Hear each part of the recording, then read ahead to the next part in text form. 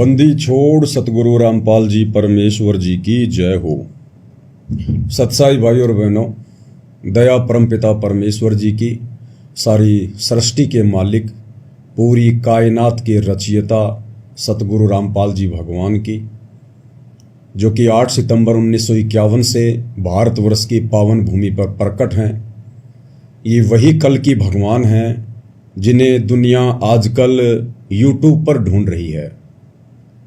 लेकिन ये दुनिया का दुर्भाग्य होता है कि जो सत्य वस्तु होती है, जो असली वस्तु होती है, दुनिया उसको इतना जल्दी पहचान नहीं पाती है। और जब सब कुछ खत्म हो लेता है, उसके बाद दुनिया स्वीकार करती है कि हाँ, वे ही परमात्मा थे, वे ही भगवान थे।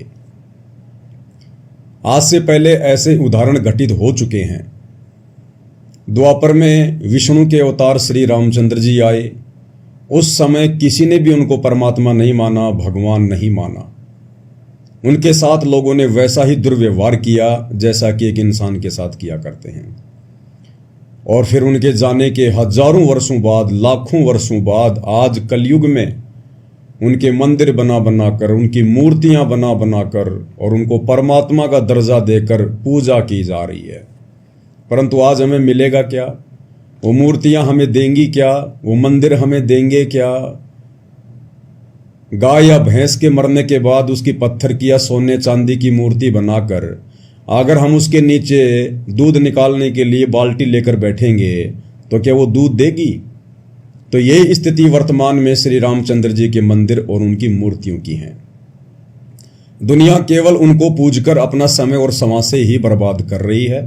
दुनिया को जो भी कुछ मिलना है या मिल रहा है वो उनके पूर्व जन्मों की भक्ति के संस्कार के आधार से मिल रहा है।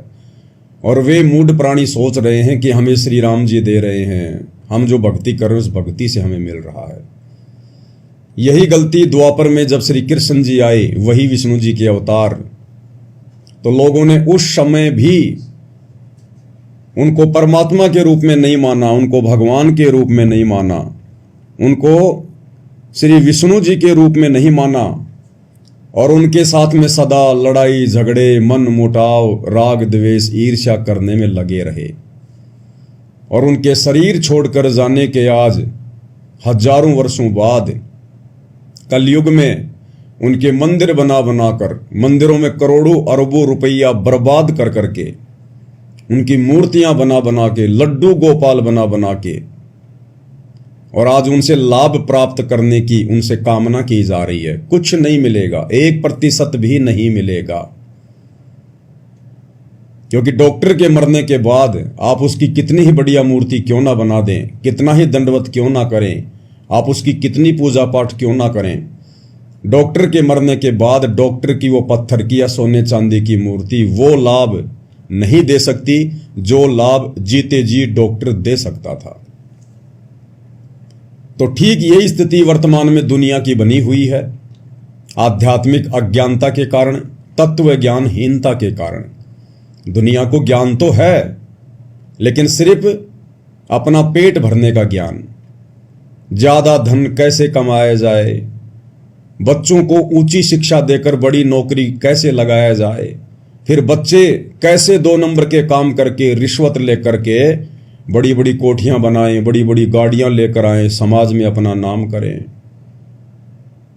कैसे झूठी शानो शौकत दिखाने के लिए ज्यादा से ज्यादा धन कमाया जाए, 2 नंबर का धन घर में कैसे आए। तो ज्ञान तो है दुनिया को, लेकिन जो ज्ञान दुनिया को है वो केवल कर्म फोड़ने का ज्ञान है, कर्म बनाने का ज्ञान नहीं है। ये कर्म बनाने का ज्ञान, मुक्ति प्राप्त करने का ज्ञान, परमेश्वर स्वयं सतगुरु रूप में आकर उस ज्ञान को तत्व ज्ञान के रूप में देते हैं। तत्व ज्ञान यानी यथार्थ ज्ञान, सच्चा ज्ञान, जो ज्ञान वास्तव में पूरे विश्व की जरूरत है, जिस ज्ञान के सहारे ही हम सत भक्ति कर सकते हैं, मोक्ष प्राप्ति कर सकते हैं। तो दुनिया को ज्ञान तो है, लेकिन तत्व ज्ञान नहीं है। और यह तत्व ज्ञान वर्तमान में इस धरती पर कुछ विशेष आत्माओं को है। सबके ऊपर इस तत्व ज्ञान की रजा नहीं हुआ करती है। परमात्मा कहते हैं सकल पदार्थ है जग माही, कर्महीन नर पावत नाही। जिनके कर्म बिगड़े हुए होते हैं उनको वो अमोलक वस्तु प्राप्त नहीं हो पाती जिसके लिए हमें ये मनुष्य जन्म मिला है। तो आज धरती पर वो सतज्ञान भी है, वो तत्व ज्ञान भी है, वो परमात्मा भी है, जिस परमात्मा की प्राप्ति के लिए ऋषि मुनि साधु संत महात्मा तो छोड़िए, श्री रामचंद्र जी, श्री कृष्ण चंद्र भी तड़प तड़प के मर गए। उन्हें नहीं मिला वो तत्व ज्ञान, उन्हें नहीं मिला वो तत्वदर्शी संत। ब्रह्मा विष्णु महेश और 33 करोड़ देवी देवता भी अंधेरे में तीर चलाते हुए जिस परमात्मा को अपनी भक्ति का आधार मान रहे हैं, और जो परमात्मा उनको भी नहीं मिला, आज वो परमात्मा भी धरती पर प्रकट है कबीर देव सतगुरु रामपाल जी के रूप में। क्योंकि ये 33 करोड़ देवी देवता भी उस परमात्मा को ही आधार बनाकर भक्ति करते हैं, लेकिन उनका मार्ग सत्य नहीं है। 33 कोटि अधारा और ध्यावे 88, ये 88,000 ऋषि महात्मा, 9 नाथ 84 सिद्ध, ये भले किसी को भी अपना इष्ट मानते हैं, लेकिन ये मानते हैं कि हम उस पूर्ण परमात्मा अलख निरंजन की ही भक्ति कर रहे हैं। तो आप और हमारा कितना सौभाग्य, आप और हमारी कितनी बड़ी किस्मत कि जो परमात्मा इन बड़े बड़े ब्रह्मा विष्णु महेश जैसी पदवी प्राप्त आत्माओं को नसीब नहीं है, 33 कोटि देव पद प्राप्त आत्माओं को नसीब नहीं है, बड़े बड़े साधु संत महात्मा ऋषियों को नसीब नहीं है। वो कबीर देव, वो मुक्ति का दाता, मोक्ष प्रदान करने वाला भगवान आज सतगुरु रामपाल जी परमेश्वर जी के रूप में आप और हम चंद आत्माओं को नसीब है, प्राप्त है, हम उनकी शरण में हैं, उनसे उपदेश लेकर और इस भक्ति का रस पी रहे हैं। अब भाइयों और बहनों, ये कलयुग की बिचली पीढ़ी है और इस समय के विषय में काल ने पहले ही परमात्मा को कह दिया था। जब परमात्मा जोगजीत रूप में काल के साथ में जब उनकी मुलाकात हुई थी तपतशिला पर, तो काल ने पहले कह दिया था कि जाओ जोग जीत संसारा, जीव न माने कहा तुम्हारा।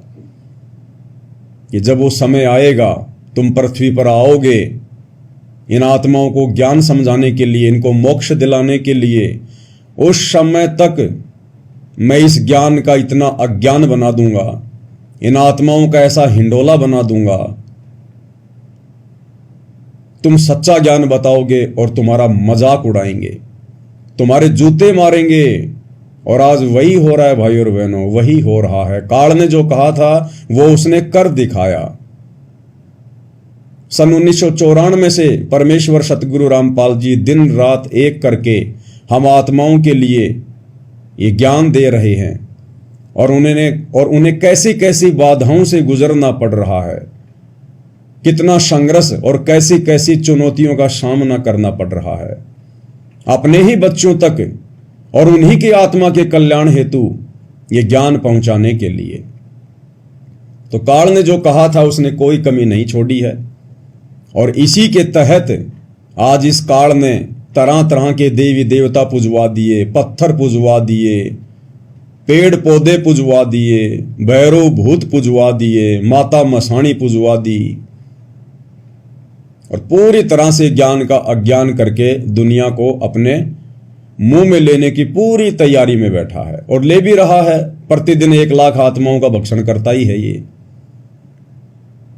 तो भाइयों और बहनों, आप और हमारा सौभाग्य कि परमेश्वर ने आप और हमें विशेष आशीर्वाद देकर, हमारा ज्ञान योग खोलकर, हमारी दिव्य दृष्टि खोलकर, ज्ञान वाली आंखें खोलकर अपनी पहचान करवाई। अन्यथा उस परमेश्वर को जो आज सतगुरु रामपाल जी के रूप में धरती पर प्रकट हैं, उनके खुद के कलयुगी परिवार वाले, उनके बेटा बेटी भाई बंधु रिश्तेदार कोऑर्डिनेटर और तो और सतलोक आश्रमों से जुड़ी हुई 90% संगत भी नहीं पहचान पा रही है। दो नावों की सवारी में है। गुरु तो बना रखा है सतगुरु जी को, जुबान से उन्हें भगवान भगवान तो कहते हैं, लेकिन हृदय से उन्हें भगवान मानते नहीं हैं। हृदय से भगवान मानते हैं एक दाढ़ी मूंछ वाली, कबीर जी की समझे जाने वाली उस नकली फोटो को, कागज के टुकड़े को। तो वे आत्माएं भी अभी तक काल प्रेरित ही हैं। उन आत्माओं पर सतगुरु की वो रजा नहीं हो पाई है जो रजा साध संगति से जोड़कर आप और हम सत्सेवक आत्माओं पर गुरुदेव ने कर दी है। तो भाइयों और बहनों, ये दुनिया समझे ना समझे, उनके अपने संस्कार, उनकी अपनी किस्मत, हमारे खुद के गुरु भाई बहन समझे या ना समझे, उनकी किस्मत, उनका भाग्य, उनके संस्कार। परंतु जिन आत्माओं पर परमेश्वर ने दया कर दी है, अपनी पहचान करवा दी है, तो हम आत्माओं ने अब सिर धड़ की बाजी लगानी है। हमने ना तो उन जगत वालों के झूठे आडंबरों को देखना है, उनके पाखंड को देखना है, और ना हमने परमेश्वर सतगुरु रामपाल जी के शत भक्ति मार्ग में, उनके यथार्थ 13वें कबीर पंथ में काल प्रेरणा से जो आडंबर, जो पाखंड, उनको ना पहचान कर उनके काल प्रेरित कलयुगी परिवार ने फैला दिया है, ना हमने उनको देखना है। चाहे कितने ही आदेश निकाले जाएं, कितने ही पीले पर्चे डाले जाएं, कितनी ही ज्ञान विरुद्ध हरकतें की जाएं, हमने उनको नहीं देखना। हमने केवल उस आधार से भक्ति मार्ग पर आगे चलना है जो आधार हमें गुरुदेव ने बताया, और वो आधार है ज्ञान आधार। यानी गुरुदेव ने हमें जो सत्संग दिए हैं वो कंप्लीट भक्ति का विधान है, संविधान है। उसके विपरीत गुरुदेव कोई आदेश नहीं देंगे, और यदि उसके विपरीत हमें कोई आदेश दे रहा है गुरुदेव का नाम लेकर, तो हमने बिल्कुल भी यकीन नहीं करना है, हमने डरना भी नहीं है, हमने घबराना भी नहीं है, हमने विचलित भी नहीं होना है। क्योंकि टीचर ने जो सिलेबस दे दिया उसी में से परीक्षा लेगा। तो सन 2014 बरवाला कांड के बाद का समय आप और हम सभी भाई बहनों की परीक्षा का समय है, और गुरुदेव ने सन 1994 से 2014 तक जो सत्संग कर दिए हैं, जो भक्ति का पाठ हमें पढ़ा दिया है, हमने केवल उसी आधार से अपनी परीक्षा को देना है। ना जल्दबाजी करनी है, ना जोश में होश खोना है, ना अन्य कोई घटिया हरकत करनी है। परमात्मा ने हमें सील, संतोष, विवेक, दया, अक्षमा, ये 5 विशेष गुण प्रदान किए हैं, और भक्ति के 16 श्रृंगार प्रदान किए हैं। हमने इनके अंतर्गत रहकर ही अपनी परीक्षा को देना है, तभी हमारे गुरुदेव हमसे प्रसन्न होंगे। हमने भावनाओं में बहकर कोई भी गलत कदम नहीं उठाना है।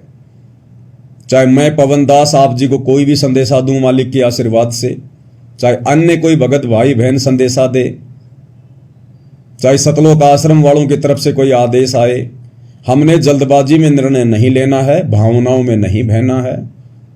शांति से, धैर्य के साथ में पहले विचार करना है, उस आदेश को, उस फरमान को गुरुदेव भगवान के ज्ञान आधार से उसको मापना है, और फिर जो हमारी आत्मा स्वीकार करे गुरुदेव के ज्ञान अनुसार, हमने वही निर्णय लेना है, उसी हिसाब से हमने आगे कदम बढ़ाने हैं।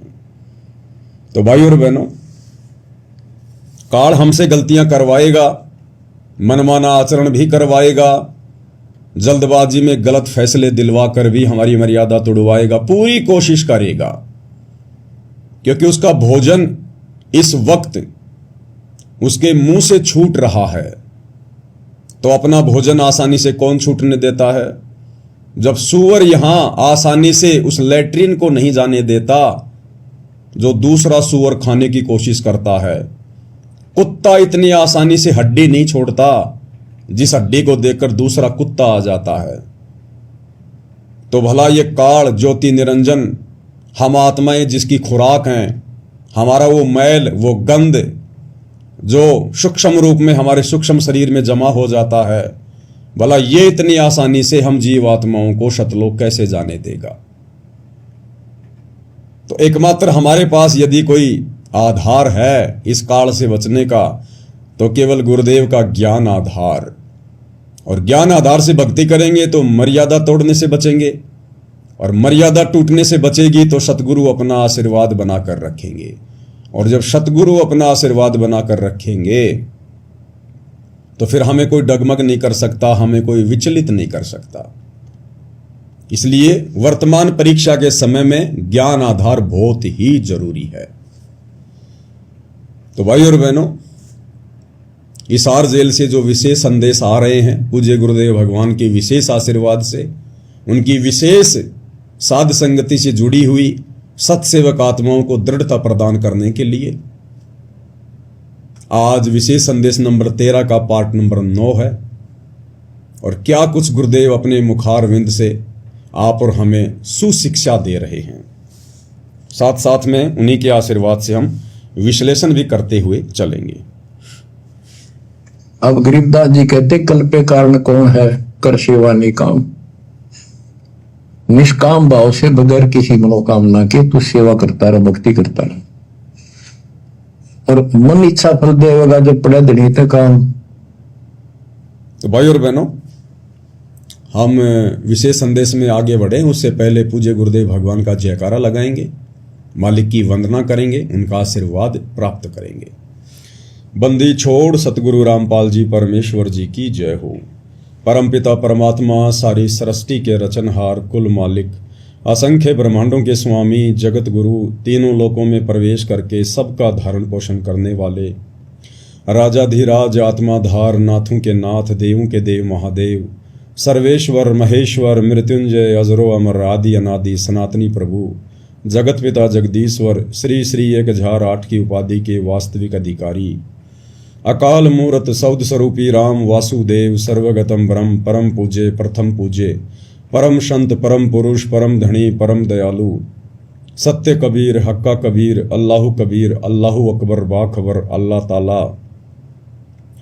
जगत के तारणहार, जगत के मुक्तिदाता, जगत के जगन्नाथ, हारे के सहारे, हिंदुओं के राम, मुसलमानों के अल्लाह, सिखों के वाहिगुरु, ईसाइयों के मसीह, दया के सागर दयानिधि, करुणा के सागर करुणानिधि, स्वयंभू परिभू, संकट मोचन, कष्ट हरण, मंगल करण, दुख भंजन, अविगत कबीर, निर्विकार निर्विषम परमात्मा, अलय अलेख सतगुरु, आदि अनादि सतगुरु, असली मर्यादा पुरुषोत्तम, असली राम, असली कृष्ण, असली घनश्याम, असली मुरारी, राजाओं के राजा, महाराजाओं के महाराजा, शहनशाहों के शहनशाह, सम्राटों के सम्राट, भगवानों के भगवान, अल्लाहों के अल्लाह, प्रभुओं के प्रभु, मसीहाओं के मसीह, सच्चे वाहिगुरु, बाबाओं के बाबा, पीरों के पीर, सेठों के सेठ, जगत सेठ, सावड़सा सेठ, सर्वगुण संपन्न, अनंत कोटि कलाओं के स्वामी, अनंत कोटि ब्रह्मांडों के नायक, योगियों में महायोगी, ध्यानियों में महाध्यानी, सिद्धों में परम सिद्ध, ज्ञानियों में तत्व ज्ञानी, ब्रह्म ज्ञानी, महाज्ञानी, परम ज्ञानी, सर्वश्रेष्ठ ज्ञानी, विज्ञानी, युवा कबीर, समर्थ कबीर, असमवात, अमित ओजा, सच्चे रहनुमा, करीम अल्लाह, सुभान अल्लाह, दुनिया के अंतिम पैगंबर। 8 सितंबर 1951 से गांव धनाना, जिला सोनीपत, हरियाणा, भारतवर्ष की पावन भूमि पे प्रकट रियल कल की भगवान श्री नारायण साकार हरि, श्री बाबा साहेब नूर अनंत परमात्मा, सच्चे दरवेश, सच्चे बाखबर, संत श्रोमणी सतगुरु रामपाल जी परमेश्वर जी के चरण कमल में साध संगति से जुड़े हुए आप और हम सभी देश विदेश में बैठे हुए भाई बहनों का अनंत कोटि दंडवत प्रणाम। तो भाई और बहनों, विशेष संदेश की शुरुआत करते हैं। पूज्य गुरुदेव भगवान हमें क्या सुशिक्षा दे रहे हैं। अब गरीबदास जी कहते, कल पे कारण कौन है, कर सेवा निकाम। निष्काम भाव से बगैर किसी मनोकामना के तू सेवा करता रह, भक्ति करता रह, और मन इच्छा फल देगा जो पड़े धनी तक काम। अब जैसे आप सफर में जा रहे हो और एक्सीडेंट हो जाता है, वह धनी का काम है, वह ना को राष्ट्रपति, न प्रधानमंत्री, न आपकी संपत्ति और संतान आपकी रक्षा कर सकता। ना आप अपनी संतान की कर सकते। कल्पे कारण कौन है, कर सेवा निकाम, मन इच्छा फल देत है, जो पड़े धनी ते काम। पूज्य गुरुदेव भगवान कह रहे हैं कि कल्पे कारण कौन है, कि तू अपने मन में उठने वाले संकल्प और विकल्प को छोड़ दे, त्याग दे, कि वो भगवान बड़ा होगा, वो भक्ति सही होगी, ऐसा करूंगा तो मेरा भला होगा, वैसा करूंगा तो मेरा भला होगा। कहते इस ज्ञान को आधार बनाकर, तत्व ज्ञान को अच्छे से समझकर, एक परमेश्वर को, गुरुदेव भगवान को परमात्मा के रूप में मानकर भक्ति पर दृढ़ हो जा। कल्पे कारण कौन है, तू कर सेवा निष्काम। और जब तुझे सच्चे गुरु की पहचान हो जाए, भक्ति मार्ग तेरे समझ में आ जाए, उसके बाद में तू निष्काम भाव से सेवा कर। ये जो भक्ति हमें गुरुदेव भगवान ने दी है, फिर हमने इस भक्ति को निष्काम भावना से करनी होती है, तभी हमारी भक्ति सफल होगी।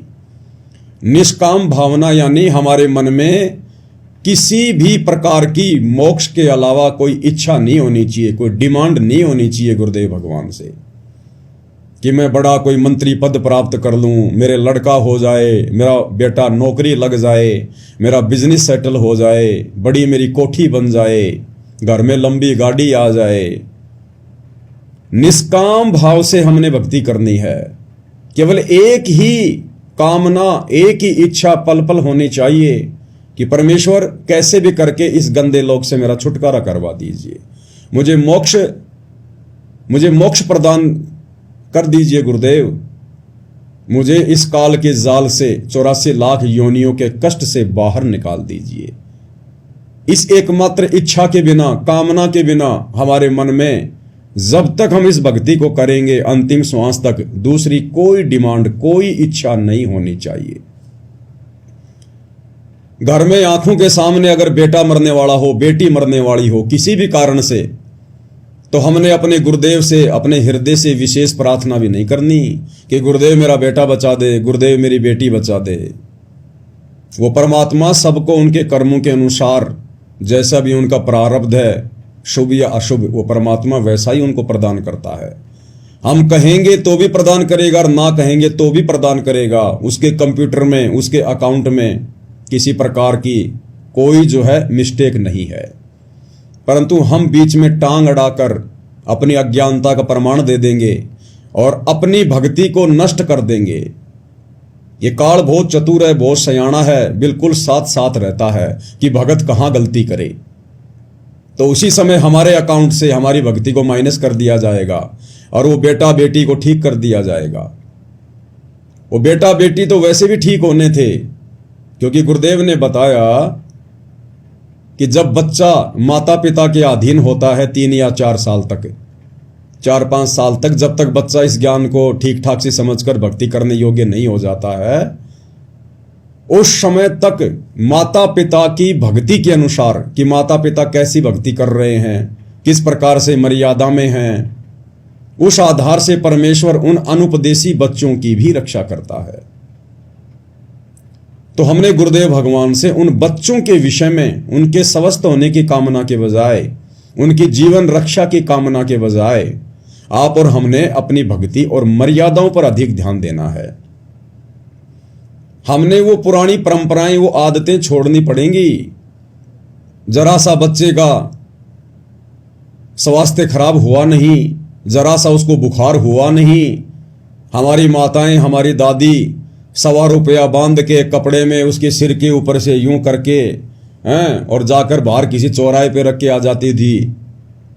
और घर में जो भी फोटो होती थी शंकर जी की, ब्रह्मा जी की, कृष्ण जी की, माता जी की, ना जाने 20-20 बार उनसे दुआ कर लेती थी, हे भगवान मेरी उम्र मेरे बच्चे को लग जाए, हे परमात्मा मेरे बच्चे को बचाना। तो भाई और बहनों, वो गलतियां अब हमने नहीं करनी। हमने हर प्रकार की उन रीति रिवाजों को, उस छोटी और ज्ञान विरुद्ध उन हरकतों को हमने छोड़ना पड़ेगा। छोड़ देने पछलियों की रीत सतगुरु तारेंगे, और मन कर धीर बांध ले रे बोरे, यानी हमने इस ज्ञान आधार से थोड़ा धैर्य रखना है, विश्वास को बना के रखना है कि मेरा गुरु समर्थ है, मेरा परमात्मा समर्थ है। मेरे परमेश्वर को यह भी पता है कि अगर भगत जिस घर में रह रहा है, अगर उस घर में कोई नुकसान हो गया, कोई आपत्ति आ गई, तो भी मेरा भगत भक्ति से डिस्टर्ब होगा। तो परमात्मा नहीं चाहता कि मेरा बेटा, मेरा भगत डिस्टर्ब हो। तो हर संभव कोशिश करते हैं गुरुदेव भगवान जोड़ जुगाड़ लगाने की, उनके संस्कारों को इधर उधर सेट करने की। लेकिन उसके लिए भाई और बहनों, आप और हमने दृढ़ रहना पड़ेगा। आप और हमारी भूमिका बहुत ज्यादा महत्व रखती है, यानी माता पिता की। अगर बच्चे छोटे हैं तो माता पिता की भूमिका बहुत ज्यादा है। माता पिता की भक्ति के आधार से, उनके समर्पण भाव को देखकर, उनकी मर्यादा को देखकर गुरुदेव भगवान उन बच्चों की भी यथासंभव रक्षा करते हैं। और एक सत्संग में तो गुरुदेव ने बताया कि अगर आप भक्ति पे पूर्णतया दृढ़ हो जाओ, बिल्कुल संसार की सुनना ही बंद कर दो, तो परमेश्वर आपके रिश्तेदारों तक की रक्षा करेंगे। रिश्तेदारों तक की, ये वो परमात्मा है। तो बच्चों की तो चिंता ही छोड़ देनी चाहिए। हमने कोशिश करें हम अपने बच्चों को इस मार्ग पर लगाएं, ज्ञान समझाएं, और फिर भी यदि वो नहीं मानते हैं तो फिर इसमें आप और हमारा दोष नहीं है। और यदि फिर उसके बाद जब वो बच्चे समझदार हो जाते हैं, 12, 13, 14, 15 साल के, 20 साल के, और यदि इस भक्ति मार्ग को नहीं अपनाते हैं, अपनी मनमानियां करते हैं, जगत भाव में चलते हैं, और यदि फिर उनके साथ कोई अप्रिय घटना घटित होती है, तो फिर उस समय भगत ने फिर चिंता नहीं करनी चाहिए। भगत ने फिर चिंतित नहीं होना चाहिए, क्योंकि ना तो आपने समझाने में कोई कमी छोड़ी, ना परमात्मा ने मौका देने में कोई कमी छोड़ी। अब भाई उन आत्माओं के अपने संस्कार हैं। ऐसे बेटा बेटी ना जाने हमने करोड़ों अरबों पैदा कर करके छोड़ रखे हैं, जिनके नाम के गांव बसे हुए हैं, आज हमें पता भी नहीं है। हमारे असंख्यों मनुष्य जन्म हो चुके हैं। हर जन्म में बेटा बेटी तो पैदा करते ही हैं। हम भी किसी के बेटा बेटी रहे हैं, हमारे भी कितने बेटा बेटी रहे हैं।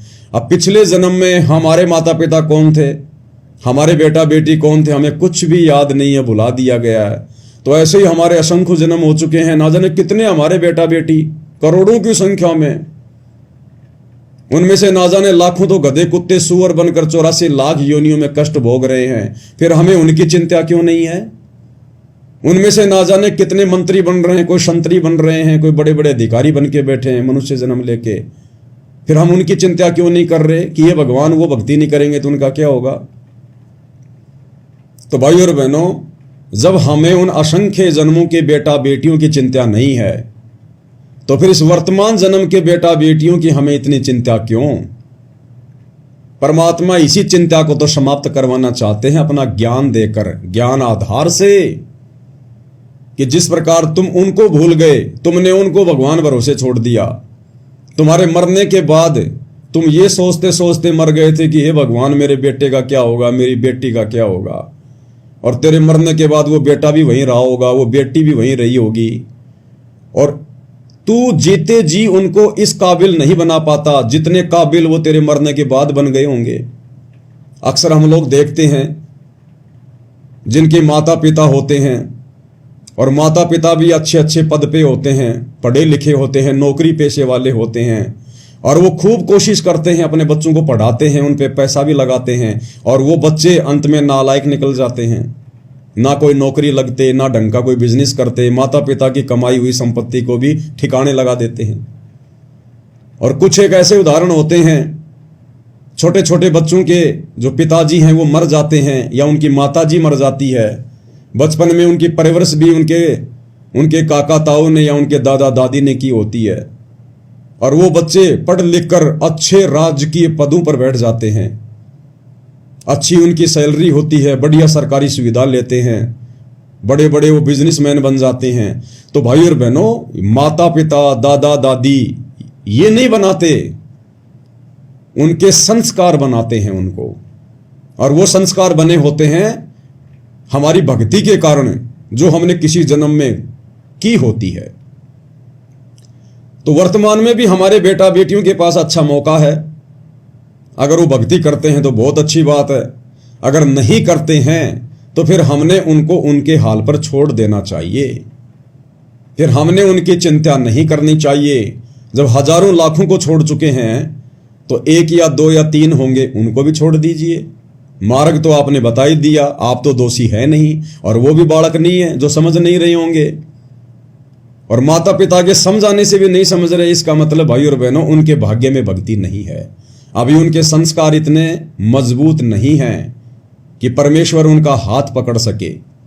तो हमने जबरदस्ती भी नहीं करनी चाहिए, प्यार प्रेम से समझाते रहना चाहिए। ना समझना चाहें तो जबरदस्ती नहीं करनी चाहिए। इस भक्ति मार्ग पर मारपीट करके नहीं लगाया जाता। जैसे टीचर स्कूल में बच्चा होमवर्क नहीं करता, ढंग से पढ़ता नहीं है तो मार पिटाई कर देते हैं। इस भक्ति मार्ग में इस भक्ति को करवाने के लिए मारपीट नहीं करनी। हाँ, यदि आपका बच्चा आपके बहुत अधीन है, जैसे बच्चा आपका 6 या 7 वर्ष तक का है, छोटा बच्चा है, तो उसको तो थोड़ा बहुत डरा धमका के उसको तो भक्ति पर लगाया जा सकता है, क्योंकि छोटे बच्चे को ज्ञान नहीं होता। वो तो डराने से धमकाने से ही सही रास्ते पे चलेगा। लेकिन जब बच्चा आपके बराबर हो जाए, 15-20 साल का हो जाए, फिर उसको डराया नहीं जा सकता, धमकाया नहीं जा सकता, उस पर दबाव नहीं बनाया जा सकता। क्योंकि भाइयों और बहनों, 15 साल के बाद आपका बच्चा लायक होगा या नालायक होगा, सपूत होगा या कपूत होगा, ये उसके संस्कार पे निर्भर करेगा। यदि किसी ने अपने बेटा बेटी को भक्ति पे लगा रखा है अपने साथ में, और यदि अभी उनकी उम्र 10-12 साल है, 5-6 साल है, तो ये ना समझे कि मेरा बेटा बहुत अच्छा भगत बन गया, जैसा मैं कह रहा हूं वैसा ही कर रहा है। भाई और बहनों, अभी वो आपके अधीन है। जब 15 साल के बाद वो बड़ा होने लगेगा, उसके बाद उसके अपने संस्कार काम करने लगेंगे। उसके बाद पता चलेगा वो आपका है या काल का है, वो सपूत है या कपूत है, वो भक्ति करेगा या फिर बर्बादी करेगा। क्योंकि जैसे उसके संस्कार होंगे, प्रफुल्लित होंगे, वैसा ही वो मार्ग पकड़ेगा। उसके बाद वो आपकी नहीं सुनेगा फिर। और फिर भी यदि कोई माता पिता की आज्ञा में रहता है, भक्ति कर रहा है, तो बहुत अच्छी बात है, परमात्मा की अच्छी आत्मा है। लेकिन हमने आश्रित नहीं होना, उनके भरोसे रहने की नहीं सोचनी है कि बेटा बेटी बिगड़ गए तो मेरा बुढ़ापे में क्या होगा, मेरे बुढ़ापे के सहारे का क्या होगा। नहीं, जिनके बेटा बेटी नहीं है, जिनको परमात्मा ने इस आफत में डाला ही नहीं है, आम समाज जिनको बांझ कहता है, और वो परमात्मा की विशेष प्यारी आत्मा होती है, परमात्मा इस लफड़े में उनको डाला ही नहीं है, उनका तो सीधा मोक्ष अगर मर्यादा में रह के भक्ति पर लगे रहे तो वो भी तो किसी के आसरे जिएंगे, वो भी तो किसी के आसरे भक्ति कर रहे हैं। अंत में हमारा बुढ़ापा संवारेगा हमारा भगवान, हमारा गुरु, जो तीनों लोकों में प्रवेश करके सबका धारण पोषण कर रहा है। संस्कार आधार से परमात्मा सबकी परवरिश कर रहा है। हमारा गुरु हमें संभालेगा, हमारी परवरिश हमारा गुरु करवाएगा। पहली बात तो जो शास्त्र अनुकूल शत भक्ति पूज्य गुरुदेव भगवान से आप और हमें वर्तमान में प्राप्त है, इस भक्ति के करने से बुढ़ापे में आप और हमारा वो हसर होगा ही नहीं। जो हसर माया के पीछे दौड़ने वाले, शास्त्र विरुद्ध टूटी फूटी भक्ति करने वाले, देवी देवताओं पर आश्रित और अपनी संपत्ति और अपने परिवार पर आश्रित जो व्यक्ति हैं, जब जिनका बुढ़ापा आता है, जो दुर्गति उनकी होती है, वो दुर्गति भगत भाई बहनों की तो होगी ही नहीं।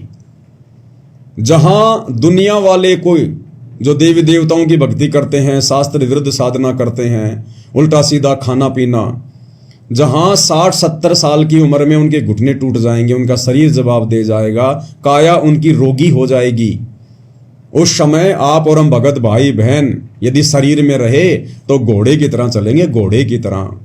बिल्कुल ऐसे युवा शरीर रहेगा हमारा, 70 साल की उम्र में भी, 80 साल की उम्र में भी।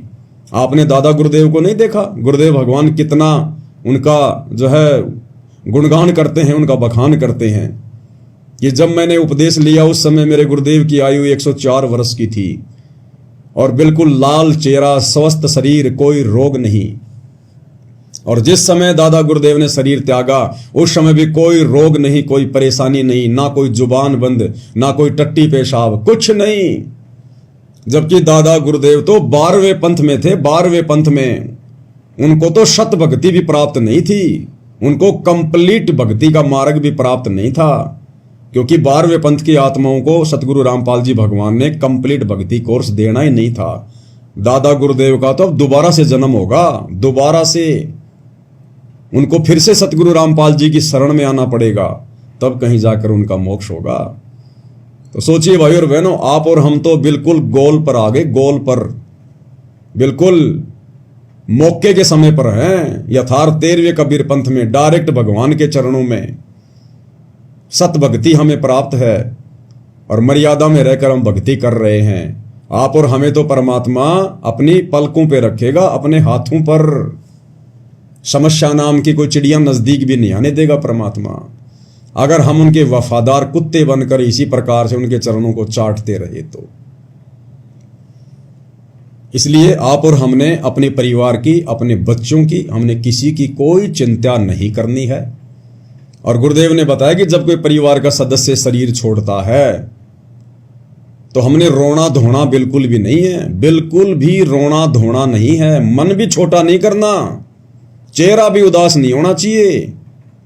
अगर परिवार का कोई उपदेशी सदस्य शरीर छोड़ रहा है तो उल्टा हमने उसको हिम्मत देनी चाहिए कि भाई तेरा तो बहुत बढ़िया भाग्य, सौभाग्य, परमात्मा ने तेरी जगह मुझे क्यों नहीं लिया, मेरा समय क्यों नहीं आया। आप तो सीधे सतलोक जाओगे, परमात्मा के विमान में बैठ के जाओगे, आप तो हमसे पहले सतलोक में जाओगे। और हम क्या करेंगे, हम भी आ रहे हैं पीछे पीछे। हम कितने दिन रहेंगे यहां पर, और 2, 4, 5, 10 साल, उसके बाद हम भी आए और वहीं मिलके आराम से एंजॉय करेंगे, मस्ती करेंगे वहां। जैसे कोई परिवार का कोई बेटा या कोई बेटी, उसका ज्वाइनिंग लेटर आ जाता है और जब उसको सरकार नौकरी ज्वाइन करने के लिए बुलवाती है तो कैसे घर के सदस्य उसकी आरती उतारा करते थे, उसको विदा करने से पहले उसके टीके लगाया करते थे, उसका सामान उठा के अपने कंधों पर उसको बस स्टैंड तक लेके जाते थे और गांव की औरतें गीत गा गा कर उसको विदा करके आती थी खुशी खुशी, और वो भी खुशी खुशी जाया करता था। उसको पता था कि मैं कोई जेल में थोड़ी जा रहा हूं, मैं तो नौकरी पे जा रहा हूं, जहां जाकर पैसे कमाऊंगा, एसी ऑफिस में बैठूंगा। तो इसी प्रकार जो शरीर छोड़ रहा होगा भगत, उसको भी खुशी होनी चाहिए कि मैं जेल में नहीं जा रहा, मैं तो जेल से जा रहा हूं सतलोक। और बाकी सदस्य, उनको भी पता होना चाहिए कि अब इसका पुनर्जन्म नहीं होगा, अब ये अपने परमात्मा के साथ विमान में बैठ के सतलोक जाएगा, इसने तो मोक्ष प्राप्त कर लिया। तो हमने उसको हिम्मत देनी है। अरे हम भगत भाई बहनों ने, अब यदि हमारे गांव में, आसपास में, आड़ोस में या रिश्तेदारी में अगर कोई मर भी जाता है अनुपदेशी, तो जैसे लोग जाते हैं ना दुख में शोक व्यक्त करने के लिए, तो हम जाएं अवश्य। अगर आप जाना उचित समझें तो किसी की मृत्यु होने पर आप बैठने जरूर जाइए, कोई दिक्कत नहीं है। लेकिन हमने पहले की तरह फॉर्मेलिटी नहीं करनी है कि जैसे गांव के नजदीक गए, गाड़ी से नीचे उतरे और लगा के थूक आंखों में, वहां बच्चे की तरह रोना शुरू कर दिया फोकट में। भाई चलो, जिसका बेटा बेटी मर गया होता था, पहले जो जाते थे गांव में, जिसको मुंह कान बोलते थे, तो मान लो किसी का कोई रिश्तेदार मर गया, किसी का कोई बेटा बेटी मर गया या और कोई मर गया, तो वो तो बेचारा ठीक रोए। वो 1 या 2 ही होते थे जिनके कोई खास होते थे, बाकी तो गांव की भीड़ जाती थी, गांव की भीड़। और हम भी जाया करते थे, छोटे बच्चे थे, हम जिद कर लिया करते थे। आसानी से तो हमारी माँ नहीं ले जाती थी, पहले तो 2-4 थप्पड़ ही खाने पड़ते थे ढंग से। और जब ज्यादा रोने लग जाते थे, घाघरा पकड़ लेते थे, मिट्टी में लौट जाते थे, तो फिर हमारे को भी उठा के गाड़ी में बैठा लिया जाता था। तो हम देखा करते थे, जब तक वो गांव नहीं आता था तब तक तो वो आदमी हंसी खुशी, पता नहीं कोई राजनीति की बातें कर रहे हैं, एक दूसरे की निंदा चुगली कर रहे हैं, दांत निकाल रहे हैं, औरतें अपनी बात कर रही है, हाय ये चूड़ी बहुत अच्छी लाई, तू कहां से लाई है आपकी बार, हैं?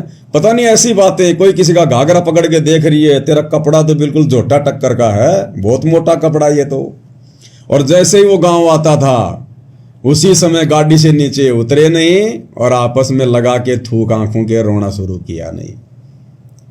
और वहां जाते थे, थोड़ी देर बैठे और फिर वापस उस गाड़ी में बैठ के जब वापस आते थे तो फिर वही राम कहानी, वही राजनीति की बातें, कोई लेना देना नहीं। तो भाई और बहनों, पहली बात तो आप और हमने अब ये दुनिया वालों के साथ में झूठी मुंह कान में नहीं जाना। आपके आड़ोसी पड़ोसियों का कोई रिश्तेदार मर गया और कहेंगे चलो भाई वहां बैठने जाना है, तो हमने हाथ जोड़ लेने, भाई मेरे को कोई विशेष काम है, मैं नहीं जा सकता। अरे रिश्तेदार मरा तेरा, जिसको मैं जानता नहीं पहचानता नहीं, उसके मरने का मुझे कोई दुख नहीं है। अब मैं क्यों फालतू में आंसू बहाऊं वहां जाके, मैं क्यों फालतू में ड्रामेबाजी करूं। तो भक्ति मार्ग में ये ड्रामेबाजी फॉर्मेलिटी नहीं चलती है। तो हमने अब नहीं जाना, अगर गांव में एक को मना कर दोगे ना, दोबारा जब किसी के मरेगा ना रिश्तेदार, आप और हमें कोई टोकेगा ही नहीं, टोकेगा ही नहीं हमें कोई। हाँ, यदि गांव में कोई मर जाता है, गांव के आड़ोस पाड़ोस में कोई मर जाता है, जैसे गांव की औरतें जो वहां जाती हैं बैठने के लिए पैदल, तो उनके साथ में हम जा सकते हैं। लेकिन दूर की रिश्तेदारियों में जिनको हम जानते नहीं, पहचानते नहीं, वहां हमने नहीं जाना फालतू में। और हमारी रिश्तेदारी में कोई मर जाए, हमारा कोई रिश्तेदार, तो हमने जाना तो है, लेकिन हमने रोना धोना नहीं है। उन रिश्तेदारों को भी अच्छे से पता होता है इस बात का कि इसने भी हमारे को बहुत बार इसके गुरुजी के बारे में बताया, भक्ति के बारे में बताया कि भैया मरना तो सबको ही एक दिन, आया है सो जाएगा, राजा रंक फकीर, एक विमान चढ़ के जावे और एक बंदे जात जंजीर। वो पता उनको भी होता है फिर अच्छे से। तो हमने रोना धोना नहीं है, वहां जाके बैठ जाना है। औरतों में बैठ जाओ, थोड़ी देर दे दो उसको सांत्वना कि कोई बात नहीं भाई, अब क्या करे भाई, बिना भक्ति तो सबकी ऐसी दुर्गति होती है लोगों की। कोई हमारा तो गया नहीं, दुनिया का ही जाता है, एक दिन आप और हम भी जाएंगे, इसलिए परमात्मा की भक्ति की जरूरत है। हालांकि उस समय उनको हमारे उपदेश अच्छे नहीं लगेंगे, इसलिए अपना चुपचाप बैठ जाओ और मौका दे के कोई बात बोलो तो बोल दो, नहीं तो उठ के अपने घर पे आ जाओ। फालतू में फिर वहां कोई राजनीति नहीं करनी है हमने। तो इस प्रकार से भाई और बहनों, अब हमने, क्योंकि देखो ये ज्ञान बहुत विस्तृत है। अब सतगुरु रामपाल जी परमेश्वर जी के पास में इतना समय कहां, परमात्मा से तो जो भक्ति वाला जो ये सिलेबस है वो ही समाप्त नहीं हो रहा। ये जो कॉमन सेंस की बातें हैं, जो सामाजिक बातें हैं, इन बातों को तो आप और भगत भाई बहनों ने ही साध संगति के माध्यम से समझना है। अब सोचिए, सतगुरुदेव भगवान अगर आदरणीय गरीबदास जी की वाणियों को खोलने लगे तो भाई और बहनों 100 साल लग जाएंगे। 100 साल, 100 साल। जब आज हम साध संगति के माध्यम से और गुरुदेव भगवान के 1 घंटे के सत्संग को खोलने में, और हमारे को कितने दिन लग गए, आज ये 9वां दिन है। विशेष संदेश नंबर 13 पर हमारा ये पार्ट नंबर 9 है। और हमारा हर एक वीडियो कम से कम 2 घंटे का तो होता ही होता है, बाकी कोई 3 का, कोई 3.5 का, कोई 4 घंटे का भी होता है। तो सोचिए, गुरुदेव के 1 घंटे का सत्संग विशेष संदेश नंबर 13, और आज उसका 9वां पार्ट है, तो 9 दुनिया 18 घंटे तो ये हो गए, और आज भी पता नहीं पूरा हो ना हो। तो सोचिए भाई और बहनों, परमात्मा अगर उन वाणियों को खोलेंगे तो वो वाणियां तो संकेतों में है, संकेतों में, कोड वर्ड में, और 24,000 वाणियां हैं, 24,000।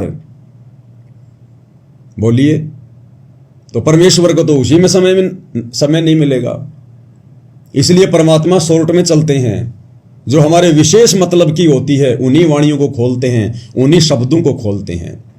और बाकी समय फिर साध संगति मालिक ने इसीलिए तो दी है, साध संगति भगवान इसीलिए तो देते हैं कि बाकी समय फिर ये भगत आपस में मिलकर इकट्ठे होकर समागम के बहाने, साध संगति के बहाने फिर ये मेरे द्वारा दिए गए ज्ञान पर चर्चा करें, निष्कर्ष निकालें, मंथन करें, चिंतन मनन करें। जैसे मेहंदी होती है, मेहंदी हरे कलर की होती है, और गुरुदेव कहते हैं मेहंदी को जब हम रगड़ते हैं तो उसका रंग लाल हो जाता है। तो गुरुदेव के सत्संगों पर जब हम रगड़ा मारेंगे, साध संगति के माध्यम से चिंतन मनन करेंगे, तो वो निखरेगा, फिर ये ज्ञान कमल के फूल की तरह निखरेगा। फिर हमें दृढ़ता मिलेगी, हिम्मत मिलेगी, हम मर्यादा तोड़ने से बचेंगे, हमारे अंदर भय उत्पन्न होगा। ज्ञान से तो होता है सारा सब कुछ। तो हमने इन सब बातों को भी विशेष तौर पर ध्यान रखना है, और इसीलिए गुरुदेव भगवान ने साध संगतियां शुरू करवाई है, ताकि हम अपनी भक्ति को और मर्यादाओं को सुरक्षित रख सकें।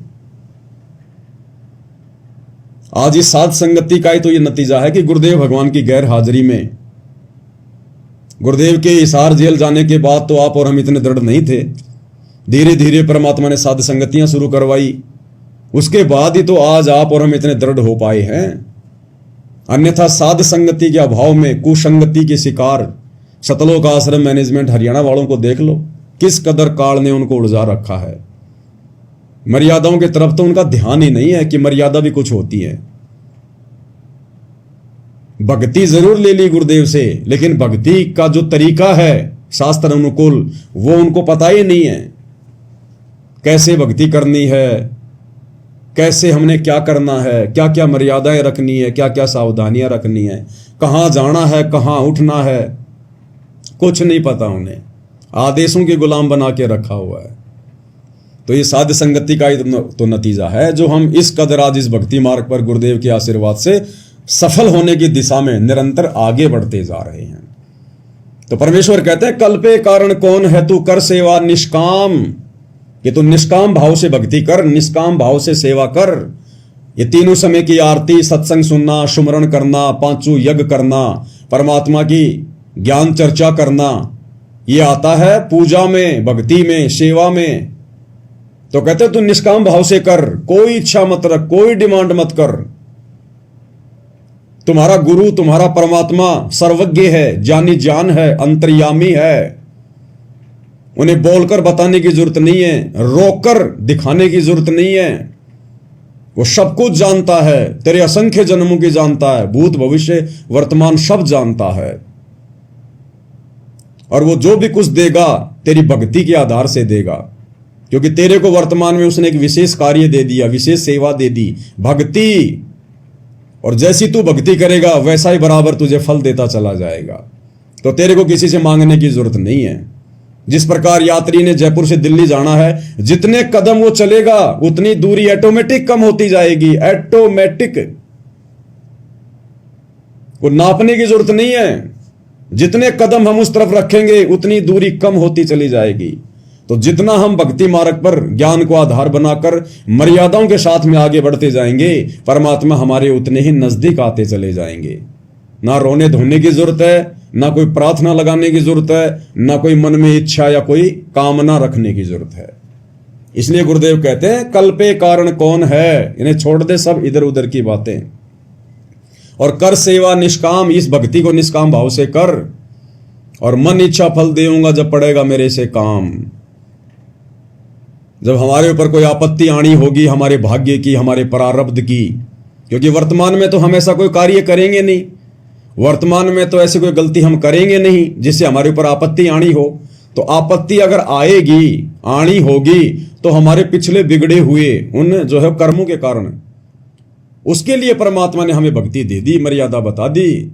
अगर तू मेरे द्वारा बताई गई भक्ति को मर्यादाओं में रह के करेगा तो फिर जब तेरे ऊपर कोई समस्या भी आनी होगी, फिर मैं अपने आप देख लूंगा। तेरे को चिंता करने की जरूरत नहीं है। चिंता तो हरि नाम की और न चिंता दास, और जो कोई चिंता नाम बिना सोए काल की फांस। केवल एकमात्र हमने गुरुदेव की भक्ति की चिंता करनी है कि मेरी मर्यादा खंडित ना हो जाए, मेरी भक्ति में कोई कमी ना रह जाए, कोई चूक चाकरी मेरे से ना रह जाए।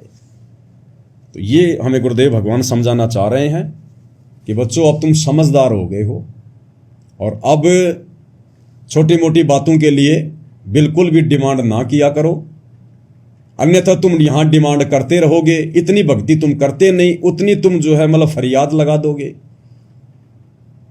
अरे रोजाना आदमी 100 रुपये कमाता नहीं और 150 रुपये का वो खर्चा कर दे रोजाना, तो उल्टा वो तो कर्जमान बन जाएगा। तो एक तो हम इतनी भक्ति नहीं करते, ऊपर से दिन में 20 कोई डिमांड कर देते हैं। तो परमात्मा कहते हैं फिर तुम्हारे पास भक्ति धन जुड़ेगा कैसे, भक्ति का जो प्रेशर है वो बनेगा कैसे। इसलिए अपने गुरु को अंतर्यामी समझकर, सर्वज्ञ जानी जान समझकर कि उन्हें मेरे ऊपर आने वाली समस्याओं का पहले से ही पता है। जिस प्रकार एक छोटा सा बच्चा 2 साल का, 3 साल का, वो पूर्णतया अपने माता पिता के ऊपर आश्रित होता है। अपने माँ और बाप के अलावा वो किसी को नहीं जानता, किसी को नहीं पहचानता। छोटा सा बच्चा दूसरी औरत उसको ले ले तो रोने लग जाता है और उसकी माँ की आवाज़ सुनते उसकी गोद में तुरंत दूध पीने लग जाएगा, शांत हो जाएगा, क्योंकि वो केवल अपने माँ बाप को ही पहचानता है, वो संसार को नहीं देख रहा। तो जब हम उस बच्चे की तरह आश्रित हो जाएंगे और जब कोई सर्दी आती है तो उसके माता पिता फिर उसके लिए पहले से ही सारी व्यवस्था कर देते हैं।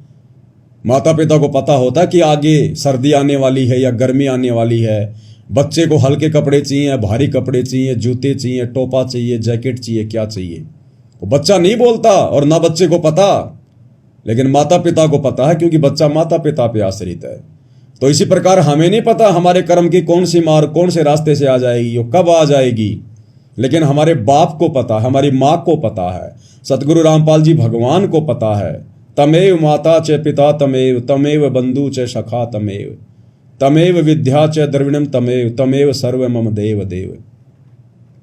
लेकिन ये हमारी मदद कब करेंगे? जब हम उस बच्चे की तरह संसार को ना देखकर, संसार को ना पहचान कर केवल अपने गुरुदेव भगवान को ही सब कुछ जानेंगे, सब कुछ मानेंगे, जब हम उन पर आश्रित हो जाएंगे और अपना तन मन धन अपना शीश हम अपने गुरुदेव भगवान के ऊपर समर्पित कर देंगे कि गुरुदेव अब आपके अलावा मेरा इस नश्वर संसार में कोई नहीं है मालिक, आप ही मेरे आगे, आप ही मेरे पीछे, दाएं बाएं ऊपर नीचे, दसों दिशाओं में केवल आप ही हो परमात्मा।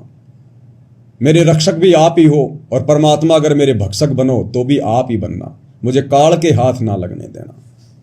और एक शब्द के माध्यम से फिर हमें पूज्य गुरुदेव भगवान ने कि कितना समर्पित होना चाहिए हमने गुरु की पहचान होने के बाद उनके ऊपर, और फिर गुरु क्या करेगा, किस कदर फिर हमारी खैर और खबर रखेगा। सतगुरु महिमा शब्द संग्रह, शब्द नंबर है 29, पेज नंबर 79। तन मन शीस ईस अपने पे, तन मन शीस ईस अपने पे, पैलम चोट चढ़ावे जब कोई राम भगत गति पावे हो जी, तब कोई राम भगत गति पावे हो जी।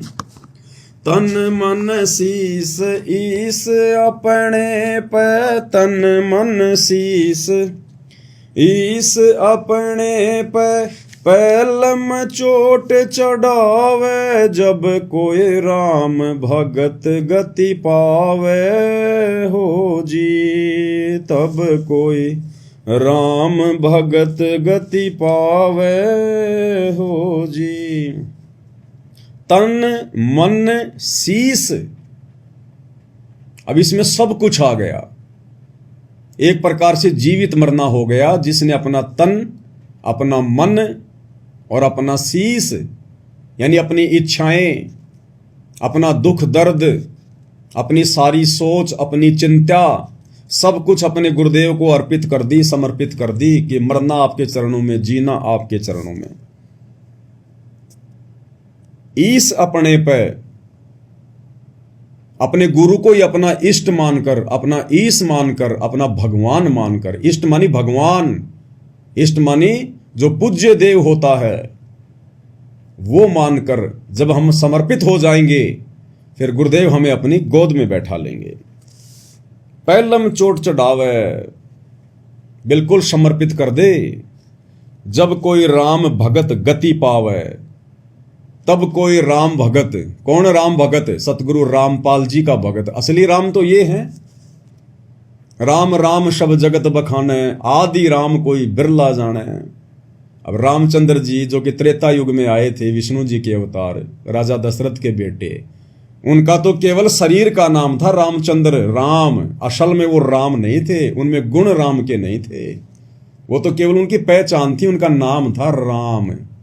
जैसे किसी का श्याम, किसी का राम, उनके पिता का दशरथ, ऐसे ही उनके शरीर की पहचान थी, उनमें गुण राम का एक भी नहीं था, एक भी। वो समस्त गुण उस कबीर देव जो असली राम है, आज धरती पर सतगुरु रामपाल जी के रूप में प्रकट हैं। ये है वो राम। जब कोई राम भगत गति पावे हो जी, तब मोक्ष होगा आत्मा का। भाई सतगुरु तिलक अजपा माला, युगत जटा रखवावे। सतगुरु तिलक अजपा माला, युगत जटा रखवावे। जत को पीन सत्य का चोला, भीतर भेख बनावे। जब कोई राम भगत गति पावे हो जी, जब कोई राम भगत गति पावे हो जी। क्या कह रहे हैं? एक सच्चे भगत ने, सत्य सेवक ने सत्सेवक का मतलब होता है सच्चा भगत। सत्य यानी सच्चा, दृढ़, मर्यादाओं का पक्का, और सेवक यानी सतगुरु का भगत। तो कहते हैं जो सत्सेवक होगा, जो सच्चा भगत होगा, सतगुरु तिलक, वो अपने गुरुदेव भगवान को सर्वोपरि रख के चलेगा। सतगुरु तिलक, जैसे तिलक यहां लगाते हैं माथे पर सबसे ऊपर सम्मान के लिए, तो गुरुदेव कहते हैं जो सच्चा भगत होगा वो अपने गुरु जी को अति पूजनीय मानकर भक्ति करेगा, सर्वोपरि स्थान पर रखेगा कि गुरु समान नहीं दाता रे जग में, गुरु समान नहीं दाता, कि मेरे गुरु के अलावा और कोई नहीं संसार में, मेरे लिए प्रथम और अंतिम केवल मेरे गुरुदेव भगवान हैं। सतगुरु आदि अनादि है, सतगुरु मद है मूल, और सतगुरु को सिजदा करूं एक पलक नहीं भूल। तो कहते हैं अपने तिलक की जगह अपने पूज्य गुरुदेव भगवान को रखना चाहिए, अपने शीश पर, अपने माथे पर सतगुरु तिलक और अजप्पा माला। और यदि सतनाम मिल गया है तो कहते हैं उसमें लो लगा देनी चाहिए, दिन रात उसका सुमरण। भाई और बहनों, सतनाम केवल उस 2 मंत्र के नाम को ही नहीं कहते, सतनाम कहते हैं सच्चे नाम को। जो प्रथम नाम है वो भी सतनाम है, क्योंकि वो इन देवी देवताओं का वो सतनाम है, उनके भक्ति बीज हैं, उनके बीज मंत्र हैं, मूल मंत्र हैं। तो प्रथम मंत्र जो कि 7 मंत्र का होता है वो भी सतनाम है, सच्चा नाम है। 2 अक्षर का जो है वो भी सतनाम है, सच्चा नाम है। सार नाम है वो भी सतनाम है, सच्चा नाम है। उसके बाद कहते हैं जो शब्द, जो मंत्र गुरुदेव भगवान से प्राप्त हो जाए फिर उसके ऊपर लो लगा देनी है। और युगत जटा रखवावे, युगत जटा कहते हैं इस जटा की जरूरत नहीं है, लंबे लंबे बाल बधाने की जरूरत नहीं है। युगत जटा, युगत यानी विधि, कहते ना योग युगत की विधि बतावे। मन इंद्री पे पैरा हो, जगन्नाथ एक मंदिर बनवा दे। योग युगत, तो कहते हैं युगत जटा रखवावे, यानी जो भक्ति हमें गुरुदेव भगवान ने दी है उस विधि से भक्ति करे, उन मर्यादाओं में रहकर भक्ति करे। ये बाल बूढ़ बढ़ाकर भगत बनने का दिखावा नहीं करना। युगत जटा रखवावे। और जत को पीन सत का चोला भीतर भेख बनावे। जत को पीन, भगत ने जति होना चाहिए, जति, लक्ष्मण की तरह। अगर शादीशुदा है तो अपनी स्त्री के अलावा किसी दूसरी स्त्री में पत्नी वाला भाव भी नहीं आना चाहिए। पर नारी को देखिए बहन बेटी के भाव, कहे कबीर कामनाश का यही सहज उपाय। इसी प्रकार जो माता बहनें हैं उन्होंने भी अपने उस पति के अलावा जिसके साथ उनका संस्कार जुड़ा है, उसके अलावा दूसरे गैर पुरुष में वो पति वाला भाव शौपन में भी नहीं होना चाहिए। उसको कहते हैं जत को पीन और सत का चोला। सत का चोला यानी भगत ने हमेशा सत्य भाषण करना चाहिए, झूठ नहीं बोलना चाहिए। साच बराबर तप नहीं, झूठ बराबर पाप, और जाके हृदय साच है ताके हृदय आप। यानी उस सत्सेवक के साथ में फिर परमात्मा रहते हैं। और भीतर भेख बनावे, ये बाहरी दिखावा करने की जरूरत नहीं है। लाल पीले कपड़े पहन लिए, लंबे लंबे बाल बढ़ा लिए, लंबी लंबी दाढ़ी बढ़ा ली, कहते हैं ये आपकी पहचान नहीं होनी चाहिए। आपकी पहचान होनी चाहिए शास्त्र अनुकूल साधना से, मर्यादाओं में रहकर गुरुदेव ने जो भक्ति बता दी उस विधि से भक्ति करना। वो भगत के लक्षण, भगत के आचार विचार, भगत जैसा व्यवहार हमारे अंदर लोगों को दिखाई देना चाहिए। कहते भीतर भेख बनावे, यानी वो अंदर से भगत बनाए। बाहरी दिखावे से अगर आपको कोई भगत कह रहा है तो आप भगत नहीं है, परमात्मा को प्यारे नहीं है। आपके आंतरिक विचारों से, आपके बोलचाल से, उठने बैठने के तरीके से, आपकी नजर दृष्टि से लोगों को लगना चाहिए कि बहुत अच्छा आदमी है, बड़ा नेक आदमी है, नेक नीति वाला आदमी है। तो कहते हैं भीतर भेख बनावे। परमात्मा हमारे को अंदर से देखेगा कि हम कितने भगत हैं और कितने भगत नहीं हैं। बाहरी दिखावे से कोई भगत नहीं बनता है। भाई लोक लाज मर्याद जगत की तृण ज्यों तोड़ बगावे। लोक लाज मर्याद जगत की तृण ज्यों तोड़ बगावे। कामनी कनक जहर कर जाने वो शहर अमरपुर जावे। जब कोई राम भगत गति पावे हो जी। जब कोई राम भगत गति पावे हो जी। क्या करें गुरुदेव भगवान? लोक लाज मर्याद जगत की तिणके जो तोड़ बगावे। इस भक्ति मार्ग में गुरुदेव ने बताया यदि हमने सफल होना है तो सबसे बड़ी जो बीमारी है, सबसे बड़ा जो रोग है, उसमें एक है लोक लाज और समाज की फालतू की मर्यादाएं, फालतू के नियम परंपराएं। कहते हैं अगर भगत ने भक्ति मार्ग पर सफल होना है वास्तव में तो मौका तो गुरुदेव ने दे ही दिया, सतभक्ति दे दी, मार्ग तो हमारे को गुरुदेव ने बता ही दिया। उस मार्ग पर चलना तो हमने ही पड़ेगा। उस मार्ग के तमाम बाधाओं को तोड़ना, साइड में करना, वो हमने पड़ेगा। तो कहते हैं लोक लाज मर्याद जगत की तिणके जो तोड़ बगावे। बिल्कुल भी ना शर्मावे, बिल्कुल भी ना डरे, बिल्कुल भी ना घबरावे। अगर हम जिस परिवार में रह रहे हैं, जिस समाज में रह रहे हैं, रिश्तेदारी, अगर हमारी मर्यादाओं के बीच में अगर उनकी कोई परंपरा बाधा बन के खड़ी होती है जहां हमारी मर्यादा टूटनी हो, कहते हैं कोई शर्म नहीं करनी, चाहे जीजा हो, चाहे फूफा हो, चाहे साड़ा हो, चाहे मामा हो, कोई भी हो, हाथ जोड़ लेने। लड़ाई झगड़ा नहीं करना, मनमुटाव नहीं करना, ऊंचा नहीं बोलना, आधीन भाव से कि भाई देखो मैं तो उपदेशी हूं, आप लोगों को पता ही है, मैंने उपदेश ले रखा गुरुदेव का और ये हमारी मर्यादाओं में नहीं है, मैं इसमें आपका कोई सहयोग नहीं कर सकता, माफी चाहता हूं। फिर वो चाहे नाराज हो चाहे प्रसन्न हो, वो अगले का काम है। हमने वहां से तुरंत बैक हो लेना है, उन समाज की मर्यादाओं से बिल्कुल हट जाना है। और अगर लोक लाज में आ गए, शर्मा शर्मे में आ गए, दबाव में आ गए, अब लोक लाज में शर्मा शर्मे में आकर मर्यादा वो ही तोड़ेगा जो ज्ञान अच्छे से नहीं समझेगा। और मर्यादा टूटी तो फिर गए हम काम से, सावधानी हटी दुर्घटना घटी।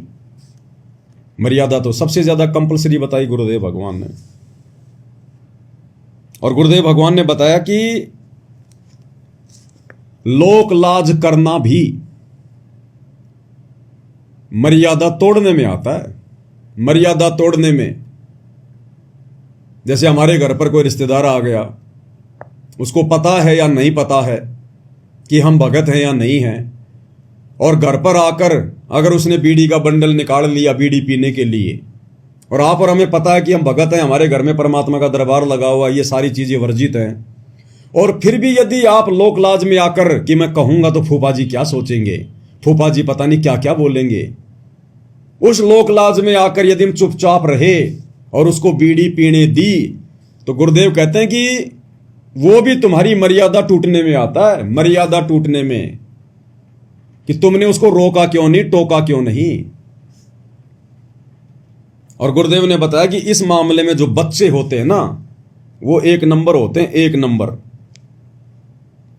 बच्चों को कोई लोक लाज का भय नहीं होता, बच्चों को कोई डर नहीं होता कि फूफा जी क्या सोचेगा, मामा जी क्या सोचेगा। वो मुंह के ऊपर बोल देते, मुंह के ऊपर। एक सत्संग में गुरुदेव ने बताया कि लोक लाज करना भी मर्यादा खंडित करने में आता है। मर्यादा खंडित करने में। देखता हूं अगर मिलेगा तो।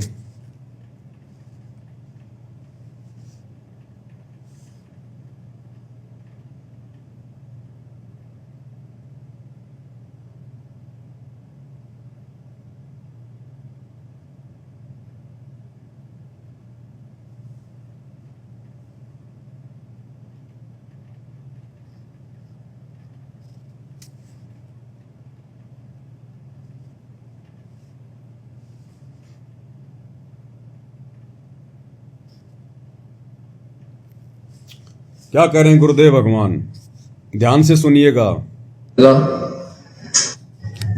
तो अब ऐसा निर्मल ज्ञान पूरे विश्व में फैलेगा। ठीक है, कोई 2-4-10% कर्महीन इंसान होंगे, वो तो अलग बात है। जहां 90% इंसान ठीक हो जाएंगे, उन 10% की पार पड़े को नहीं, उनकी नहीं बसावेगी, उन्हें सीधा होना पड़ेगा। वो भी सीधे हो जाएंगे, विकार रहित हो जाएंगे, शर्माया करेंगे, लुकते फिरा करेंगे।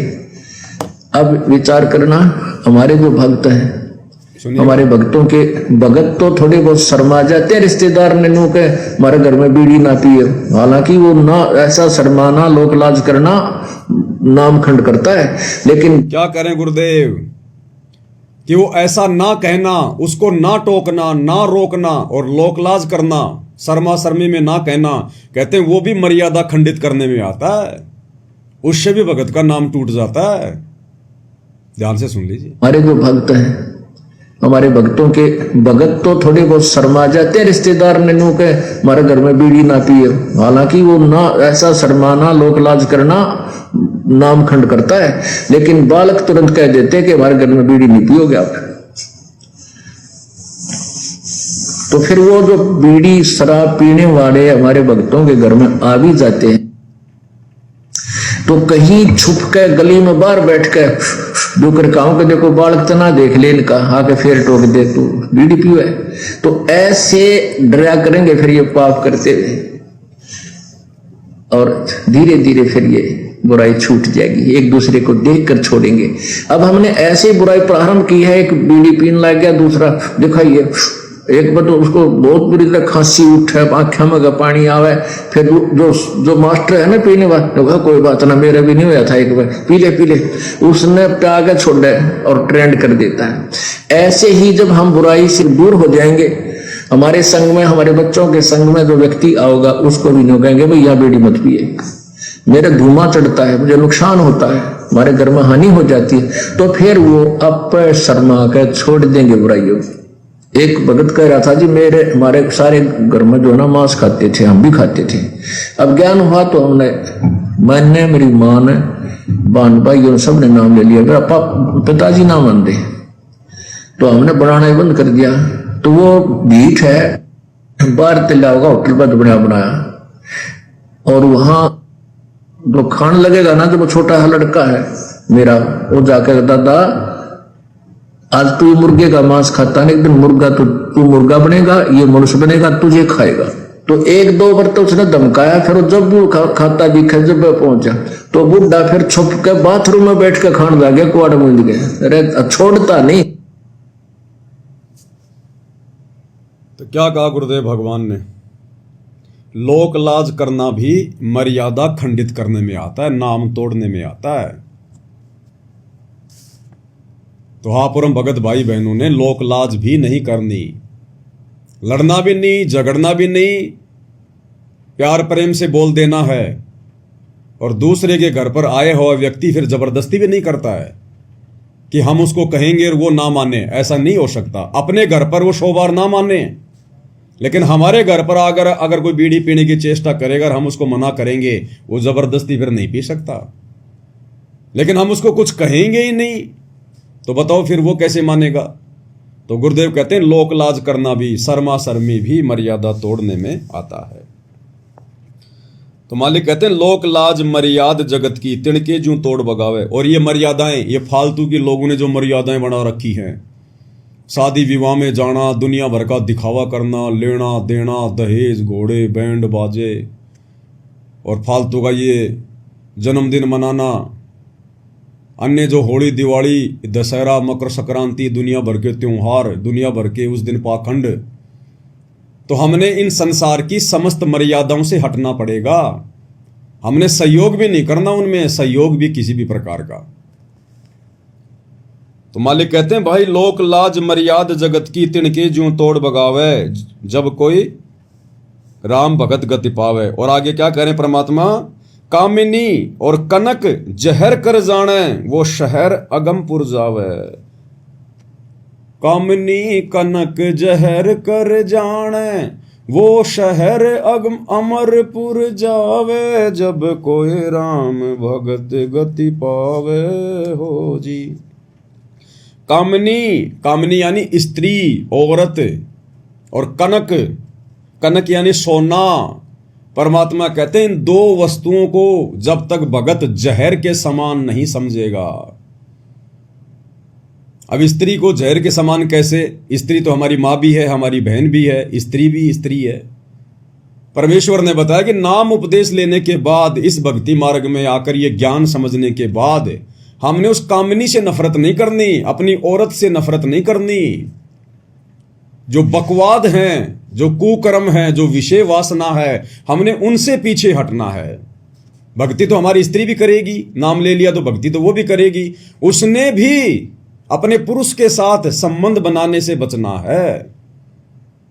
उसको कहते हैं कामिनी। और कनक जहर कर जाना, और सोना शरीर पर तो धारण करना ही नहीं है। गुरुदेव ने बताया अगर घर में भी सोना है तो उसको भी निकाल दो, बेच दो, वो पैसा किसी दूसरे काम में ले लो या मालिक की सेवा में लगा दो।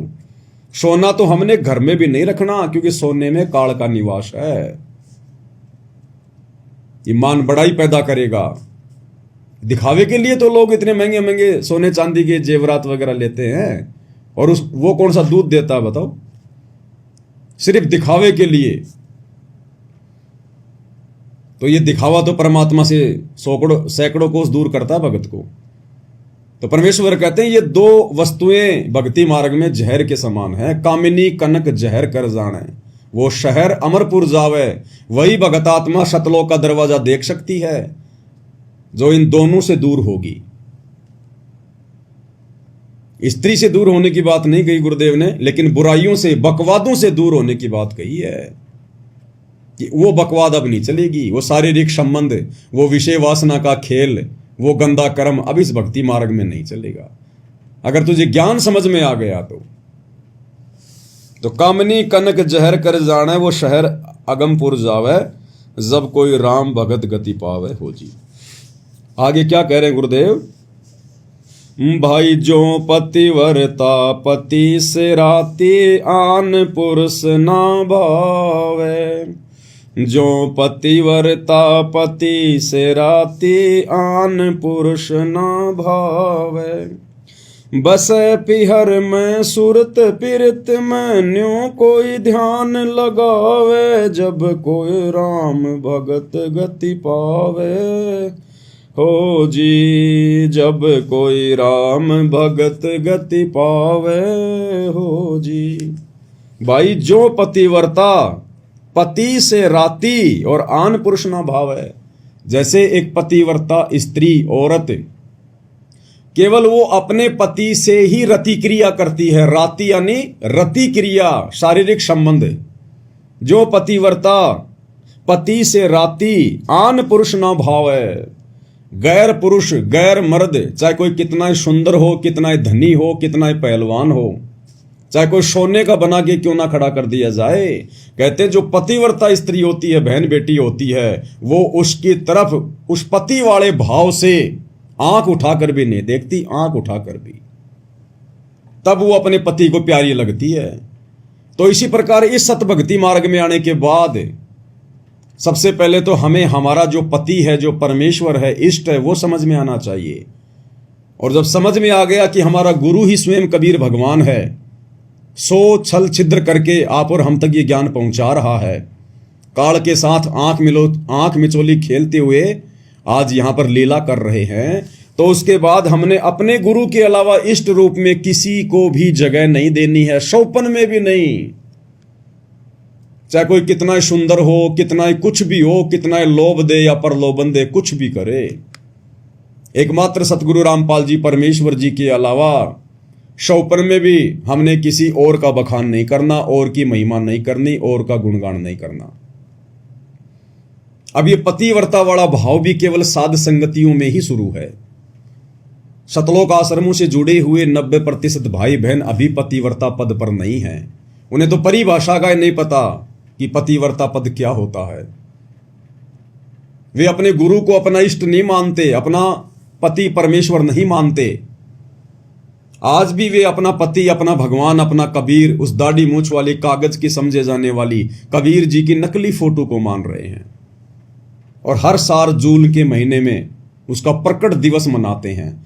अगर अपने गुरु को ही असली कबीर मान लिया होता, रियल कबीर मान लिया होता, यदि पतिव्रता पद पर आ गए होते, तो आत्मा सोचेगी भी नहीं उस दाढ़ी मूंछ वाली कबीर जी की फोटो को परमात्मा मानने की या उसका प्रकट दिवस मनाने की। जैसे हम सत्सेवक भाई बहनों ने उस दाढ़ी मूंछ वाली कबीर जी की समझे जाने वाली नकली मुर्दा बेजुबान फोटो को घर से बाहर निकाल दिया। ना हम अपने दरबार में रखते, ना लॉकेट में रखते, ना घर की दीवारों पर रखते, कहीं नहीं रखते। हम तो शौपन में भी वो चेहरा याद नहीं करते, अपने गुरु के अलावा, अपने इष्ट के अलावा। और इन आश्रमों में सतगुरु रामपाल जी को तो बहुत बाद में याद किया जाता है। उन्हें तो केवल एक मानुष मानकर छोड़ दिया, केवल अपना गुरु मानकर छोड़ दिया, एक संत श्रेणी में लेकर छोड़ दिया, और भगवान मान रहे हैं उस दाढ़ी मूंछ वाली फोटो को। 12वें पंथ की भक्ति कर रहे हैं, 12वें पंथ की व्यभिचारणी भक्ति, वैश्या भक्ति। वैश्या उस स्त्री को कहते हैं जिसके अनेक पति होते हैं। तो इसी प्रकार इन सतलोक आश्रमों से जुड़े हुए भाई बहन व्यभिचारणी भक्ति कर रहे हैं। इनका एक पति नहीं है। आप इनके घर पर जाकर देखिए, जहां पर इन्होंने अपना दरबार लगाया होता है, उस दरबार में आपको 5-5 पति मिलेंगे, 5-5 फोटोएं। महाभारत की द्रौपदी बनकर ये लोग भक्ति कर रहे हैं। एक कोने में आपको दाढ़ी मूंछ वाले कबीर जी मिलेंगे, एक कोने में आपको गरीबदास जी मिलेंगे, नीचे वाले कोने में आपको दादा गुरु जी मिलेंगे, इधर वाले कोने में आपको पंडित चिदानंद जी मिलेंगे, और बीच में चौकी पर सतगुरु रामपाल जी बैठे हुए हैं। और उस फोटो को अपने दरबार में रखते हैं, उसके आगे ज्योत जलाते हैं, दंडवत करते हैं। अरे कितनों को दंडवत करोगे, कितनों को अपना इष्ट मानोगे? इसको कहते हैं व्यभिचारणी भक्ति। असल में जब आत्माओं को यह ज्ञान हो जाएगा तो दाढ़ी मूंछ वाली कबीर जी की समझे जाने वाली फोटो को ना तो अपने घर पे रखेगा, ना दरबार में रखेगा, ना उसका कबीर प्रकट दिवस मनाएगा। गरीबदास जी का भी बोध दिवस नहीं मनाएगी वो आत्मा, जिस आत्मा को यह तत्व ज्ञान हो जाएगा। और ना गरीबदास जी की फोटो को अपने घर पे रखेगा। हमने केवल गरीबदास जी की वाणियों से मतलब है, गरीबदास जी के ग्रंथ से मतलब है। अब वाणियां तो गुरुदेव हमारे को आदरणीय नानक जी की भी सुनाते हैं, तो क्या नानक जी की फोटो भी हम अपने दरबार में रखने लग जाएं? गुरु ग्रंथ साहिब को भी गुरुदेव भगवान हमें दिखाते हैं, पढ़ाते हैं, तो क्या नानक जी की फोटो घर पर रखने लग जाएं? या नानक जी का कोई जन्मदिन या कोई बोध दिवस मनाने लग जाएं क्या? वाणियां तो गुरुदेव हमारे को दादू जी की भी सुनाते हैं, तो क्या दादू जी की फोटो बनवा कर अपने दरबार में रखें? दादू जी का बोध दिवस मनाएंगे हम? हमने केवल उन महापुरुषों की वाणियों से मतलब है, उनकी शक्ल सूरत से मतलब नहीं है, उनके जन्मदिन या बोध दिवस से हमें कोई मतलब नहीं है। और यदि हम गरीबदास जी का बोध दिवस मनाते हैं, इसका मतलब अभी हमें ज्ञान नहीं है, अभी हम पतिव्रता पद पर नहीं है, अभी हम वैश्या भक्ति कर रहे हैं। एक सत्संग में गुरुदेव भगवान ने आदरणीय गरीबदास जी की फोटो को भी कचरे में डालने की बात कही है, कूड़े करकट में डालने की बात है। जिन गरीबदास जियों को आप जी इन आश्रमों में बोध दिवस मना रहे हो, अपने पति के समान मान रहे हो, क्या कहा गुरुदेव भगवान ने? एक सत्संग में बताया गुरुदेव जी ने,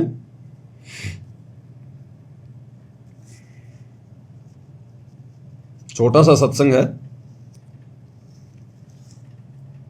एक बहन जो पहले बहुत सारी पूजा किया करती थी, हरिदास जी को पूजा करती थी, गरीबदास जी को पूजा करती थी, फिर भी घर में नुकसान, और जब गुरुदेव की शरण में आई, ये ज्ञान सुना, तो उसके बाद गुरुदेव भगवान उस बहन के मुख कमल से बोली गई कथा को अपने मुख कमल से सुना रहे हैं। यानी वो बहन तो बोलने में उकचूक कर दे, लेकिन गुरुदेव भगवान ने जो शब्द निकाल दिए वो परम सत्य हैं। तो गुरुदेव भगवान कह रहे हैं फिर उस बहन ने वो हरिदास जी की, वो गरीबदास जी की फोटोएं सब कचरे में डाल दी। अगर गरीबदास जी आप और हमारे लिए, हम 13वें पंथ की आत्माओं के लिए अगर वो पूजनीय होते, तो गुरुदेव गरीबदास जी की फोटो के लिए तो बोल देते कि भाई कम से कम गरीबदास जी को तो तू कचरे में ना डालती। लेकिन गुरुदेव खुद अपने मुख कमल से बोल गए इसको कहते हैं शब्द सैन सतगुरु की पहचाने, पावे अटल सुहाग रे। हमने गुरुदेव के संकेतों को ही समझना पड़ेगा। परमात्मा संकेत ही छोड़ेंगे और संकेतों को वही समझेगा जो गुरुमुख होगा, जिसको तत्व भेद होगा। तत्व भेद एक न्यारा रे साधु भाई, तत्व भेद एक न्यारा, और समझेगा कोई गुरुमुख प्यारा, तत्व भेद एक न्यारा। तो क्या कह रहे हैं गुरुदेव भगवान? रोटी खा के बच्चे को खाना खिलाया, मैंने खाना बना रही थी, और वो अपना मोटरसाइकिल उठा के चला गया प्रतिदिन की तरह। अपने साथी को लिया, जो साथ ही मकान था थोड़ी दूरी पे, तो चले गए। मैंने वो 2-4 रोटियां और बनाई। रोटी बना करके मैं सोची ला रोटी खा लेती हूँ। मैंने ऐसे ग्रास मुंह की तरफ किया था, इतने में वो लड़का, उसका साथी, उसके भी चोट लगी हुई, कपड़े फटे हुए, थोड़ा बहुत रक्त उससे भी निकल रहा था। वो भाग गया, आया, कहने लगे आंटी मेरे भाई की मृत्यु हो गई ना, वो एक्सीडेंट हो गया भाई का। अब उसने नो कहा और मेरे हाथ से वो रोटी छूट गई मुंह में, जो आज दिन खाने के लिए ग्रास उठाया था। अब मैं सिर पे कपड़ा नहीं, पैरों में जूते नहीं, उस बच्चे के पीछे पीछे बहुत बुरी तरह दौड़ ली। उसने स्थान बता दिया था कि वहां एक्सीडेंट हो गया। वहां गई तो वहां मोटरसाइकिल बुरी तरह टूटी हुई पड़ी थी, बच्चा नहीं था। पता चला कि वो किसी हॉस्पिटल, नजदीक ही एक अस्पताल था सरकारी, वहां लेकर गए हैं। वहां जाकर पता चला कि वो जाते ही पता लग गया कि उसकी मृत्यु हो चुकी है। कहते मैंने द्वार, उस हॉस्पिटल की द्वार का टक्कर मारी, मेरा सिर फट गया, बेहोश हो गई, 7 टांके आए मेरे सिर में। उसके बाद रो रो का बुरा हाल हो गया।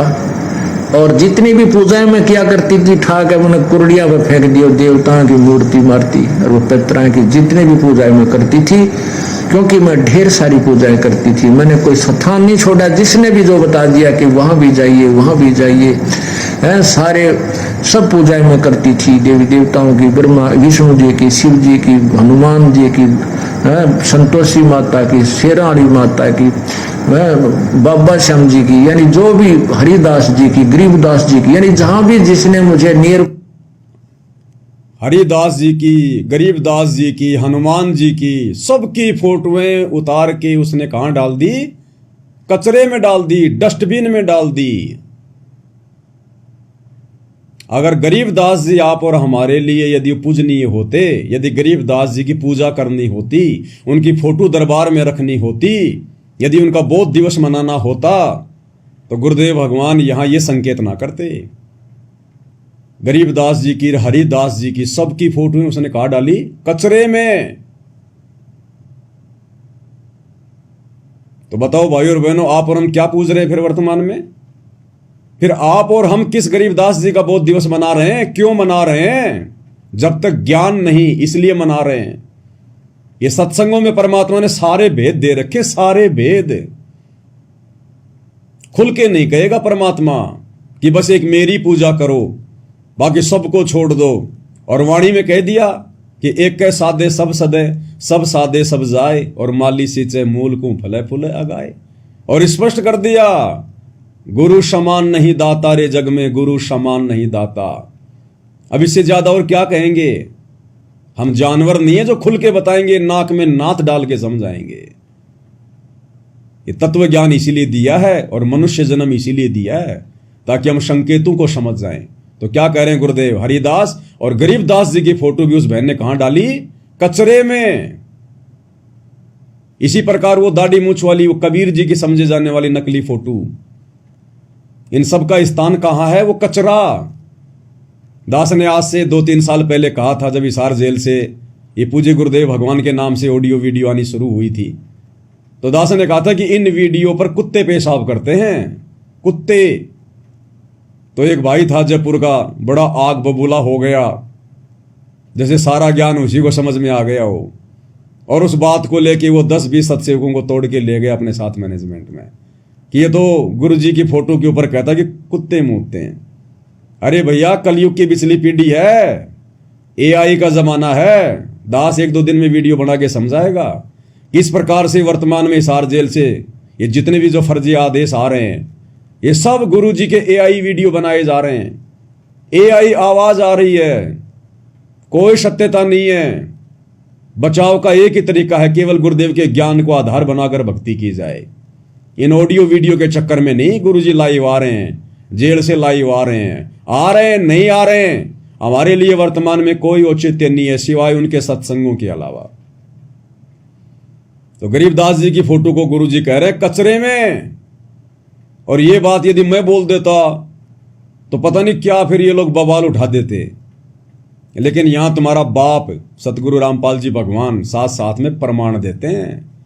ये दास अगर कुछ बोल भी जाता है ना, तो परमात्मा 2-3 महीने बाद में अपने सत्संग में उसका प्रमाण दे देते हैं कि ये नहीं बोलता, इसको मैंने बुलवाया था। तो क्या कह रहे हैं परमात्मा?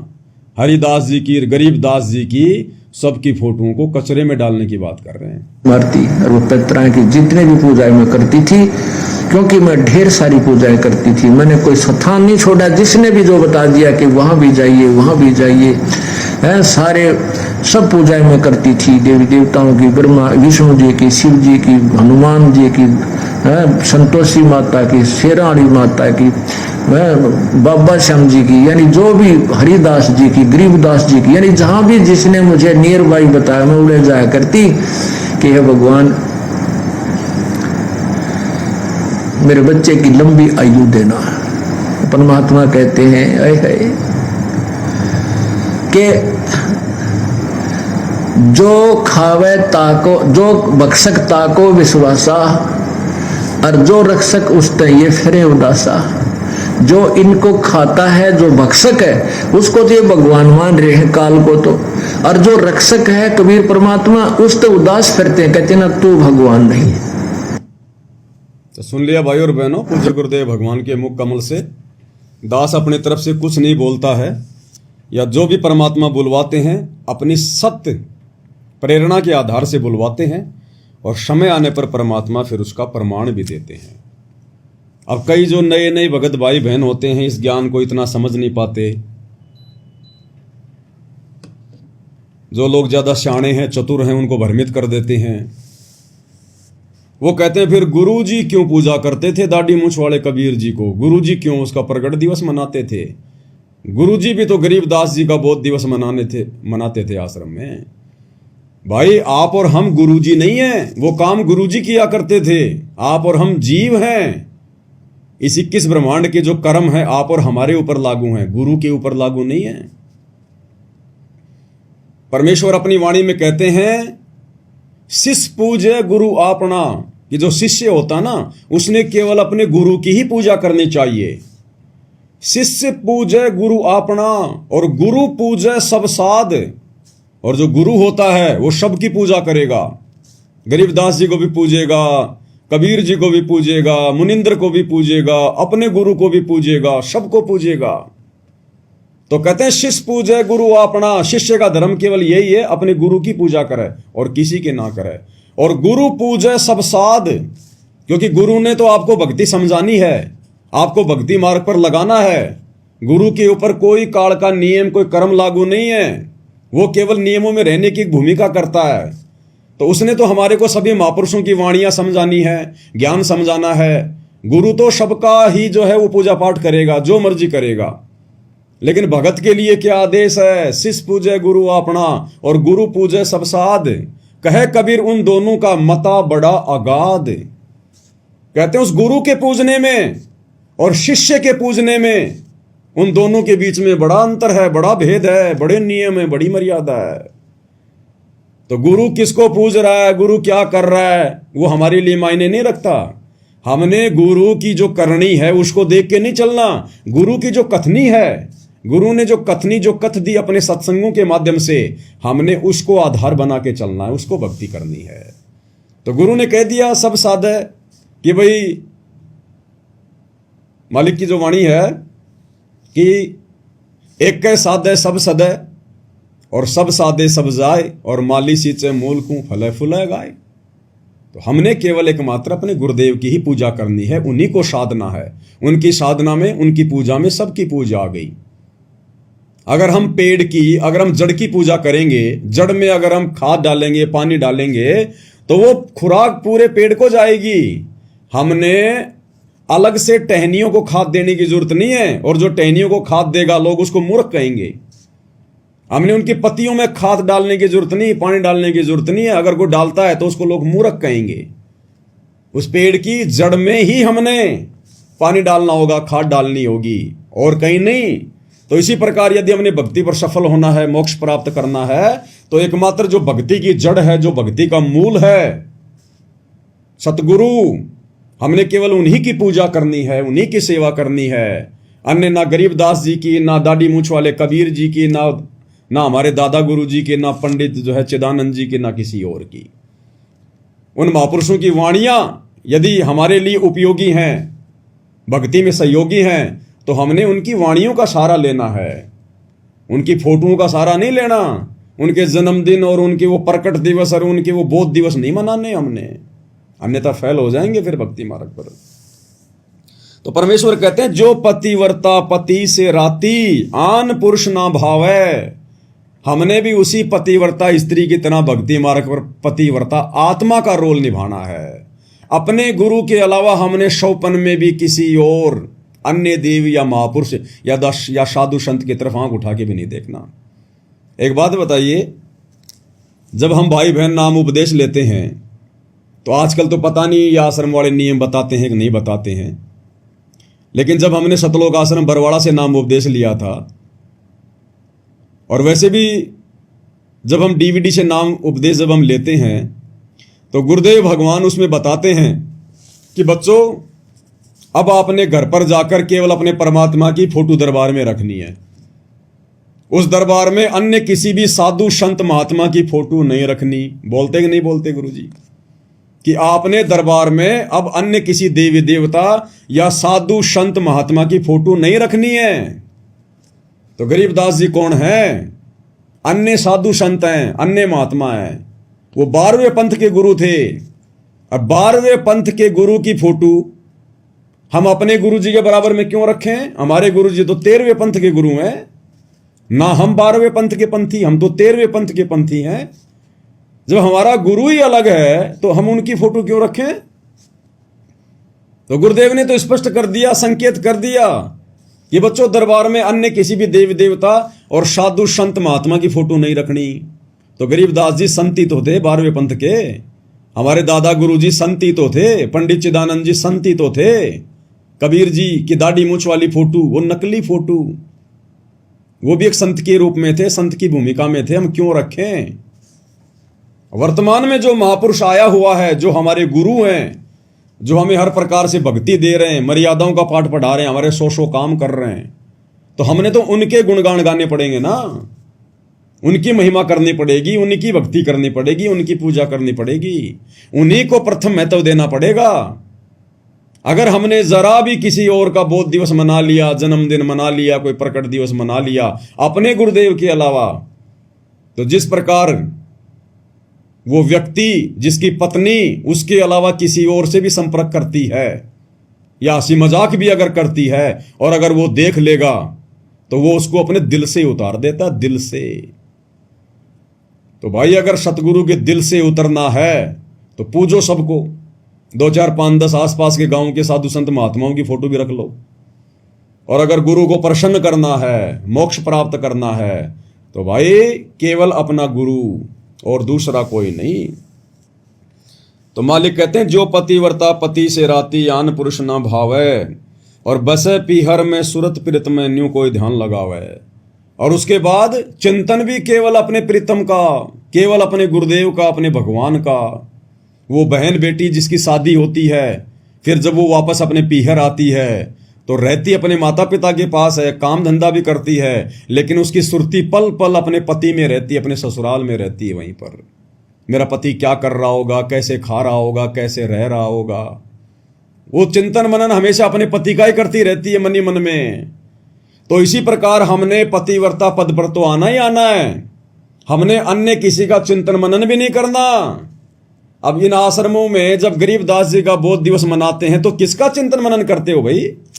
गरीबदास जी के नाम से तुम वो दिन मना रहे हो, वो प्रोग्राम कर रहे हो, तो वो दिन तो जो है गरीबदास जी का हो गया। कि भगत जी आज क्यों आए, आज क्या, अरे आज गरीबदास जी का बहुत दिवस है, बंदी छोड़ का गरीबदास जी का। वो गरीबदास जी का चिंतन मनन हो गया। गुरु चाहे हमें लाख गरीबदास जी की वो कथा सुनाए, वो हमें गुरु समझा रहा है, लेकिन हमने गरीबदास जी का बोध दिवस नहीं मनाना। नहीं तो फिर ये वैश्या भक्ति में आ जाएगा, व्यभिचारणी भक्ति में आ जाएगा। गरीबदास जी का 12वां पंथ था और 12 पंथ चलाए थे काल ने। भले ही परमात्मा अपना रूप चेंज करके और गरीबदास जी के रूप में आए, लीला की, लेकिन वो पंथ तो काल का ही था। हम 13वें पंथ के पंथी हैं, हमें 12वें पंथ के गुरु से कोई लेना देना नहीं। और वैसे तो ज्ञान तो गुरुदेव कहते हैं अगर हमारे को अगर गधे से भी मिल जाए तो भी ले लेना चाहिए। गरीबदास जी की तो बात ही अलग है। अगर कोई अच्छी शिक्षा, अच्छा ज्ञान यदि हमें नकली संतों से मिल जाए तो वो भी ले लेना चाहिए, लेकिन नकली संतों की फिर पूजा थोड़ी करने लग जाएंगे, उनका बोध दिवस थोड़ा ना मनाने लग जाएंगे हम। ऐसे तो फिर ना जाने परमात्मा कितने रूप में भिन्न भिन्न आए। फिर तो सतयुग में यही कबीर भगवान जिसको मान रहे हो कि वे 650 साल पहले आए थे, कबीर जी दाढ़ी मूंछ वाले, जिनकी तुम फोटो रख रहे हो, कबीर प्रकट दिवस मना रहे हो, तो वही कबीर जी तो द्वापर में भी आए थे करुणामय ऋषि के रूप में। बना लो एक फोटो, क्या जाता है तुम्हारा। वैसे भी तुम आजकल सारी फोटो एआई से बना रहे हो। जब से हम सत्सेवकों ने दाढ़ी मूंछ वाले नकली कबीर की फोटो फाड़ी है, तुम आश्रम वालों ने एआई से लंबी लंबी दाढ़ी मूंछ वाले गोरे गोरे से कबीर जी बना लिए, तो एक करुणामय जी भी बना लो। फिर त्रेता युग में परमात्मा ऋषि मुनिंदर के नाम से आए थे, एक मुनिंदर की फोटो भी बना लो। सतयुग में सतसुकृत नाम से आए थे, एक सतसुकृत वाली फोटो भी बना लो। और इनके भी बोध दिवस मनाना शुरू कर दो, तुम्हारा तो बहुत अच्छा धंधा चलेगा।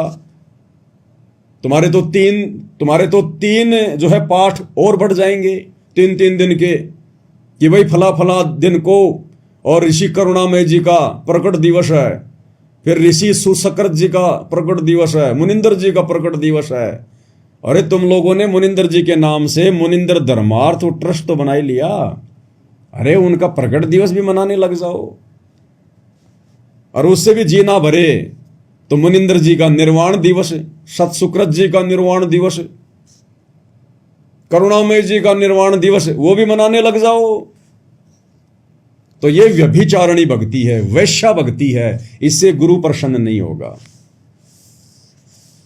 तो कहते हैं हमने चिंतन मनन भी एकमात्र अपने गुरुदेव भगवान का करना है। जैसे वो पतिव्रता स्त्री बहन बेटी पीहर में रहकर भी अपने पति के विषय में ही चिंता करती रहती है।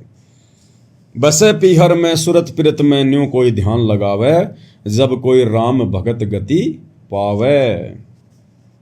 बाई निंदा स्तुति मान बढ़ाई, मन से मार गिरावे। निंदा स्तुति मान बढ़ाई, मन से मार गिरावे। अष्ट सिद्धि की अटक न मान, आगे कदम बढ़ावे। जब कोई राम भगत गति पावे हो जी, जब कोई राम भगत गति। निंदा स्तुति मान बढ़ाई, मन से मार गिरावे। निंदा यानी हमने भूलकर भी किसी की निंदा नहीं करनी है, किसी की चुगली नहीं करनी है, पीठ पीछे किसी के बारे में वो बातें नहीं कहनी जो बातें हम उसके मुंह पर कहने से जो है शर्माते हैं या फिर हम डरते हैं। अगर कहना है तो किसी के सामने कहो, किसी के मुंह पे कहो। जो बातें हम किसी के सामने कहने की हिम्मत नहीं कर सकते, पीठ पीछे भी मत कहो, अन्यथा वो फिर निंदा में आएगी कि वो ऐसा बोल रहा था, उसने ये कर दिया, उसने वो कर दिया। हाँ, अगर कोई सत्य बात है तो वो चाहे पीठ पीछे कहो, वो निंदा चुगली में नहीं आती। चोर को चोर कहना चाहे पीठ पीछे कह दो चाहे सामने से कह दो, वो निंदा चुगली में नहीं आती। परमात्मा कहते हैं, वाणी है परमपिता परमेश्वर जी की, कि साचा शब्द कबीर का प्रकट किया जगमाही, और जैसे को तैसा कहे सो तो निंदा नहीं। अगर कोई भगत है, भक्ति मार्ग के विपरीत जा रहा है, भगत भाई बहनों को भ्रमित कर रहा है, तो उसके बारे में, उसकी गलतियों के बारे में अन्य भगत भाई बहनों को बताना, समझाना, वो निंदा चुगली में नहीं आता। जैसे दुनिया भर के साधु संत महात्मा नकली, गुरुदेव भगवान इनकी खाल उतारते हैं ज्ञान आधार से, वो निंदा चुगली नहीं है। ये सतलोक आश्रम वाले गुरुदेव के बेटा बेटी भाई बंधु रिश्तेदार सारे भक्ति विरुद्ध कुकर्म कर रहे हैं, हम इनके ऊपर वीडियो बनाते हैं, ये निंदा चुगली में नहीं आता है। निंदा चुगली वो है जब आप किसी से राग द्वेष ईर्ष्या करके, आप किसी से जलन करके और व्यर्थ में उसके खिलाफ भोगते हो, तो वो भगत ने नहीं करना चाहिए। उससे भगत का भी अंतःकरण जो है मैला होगा और भक्ति का भी नाश होगा। स्तुति, अगर हमारी कोई मान बड़ाई कर रहा है, हमारी कोई महिमा कर रहा है, हमारे बारे में मीठे मीठे गीत गा रहा है, और यदि हमें सुनने को मिल गए या किसी के माध्यम से सुनने को मिल गए, तो हमने किसी की उस स्तुति से हमने गुबारी की तरफ फूलना नहीं है। हमने अपने अंदर मान बड़ाई पैदा नहीं करनी है। जैसे कोई किसी के गले में माला डालता है, फिर वो बड़ा खुश होता है, प्रसन्न होता है, उसके नाम के जयकारे लगते हैं, या कोई किसी के बारे में ऊंची ऊंची बढ़ा चढ़ा के बातें करता है।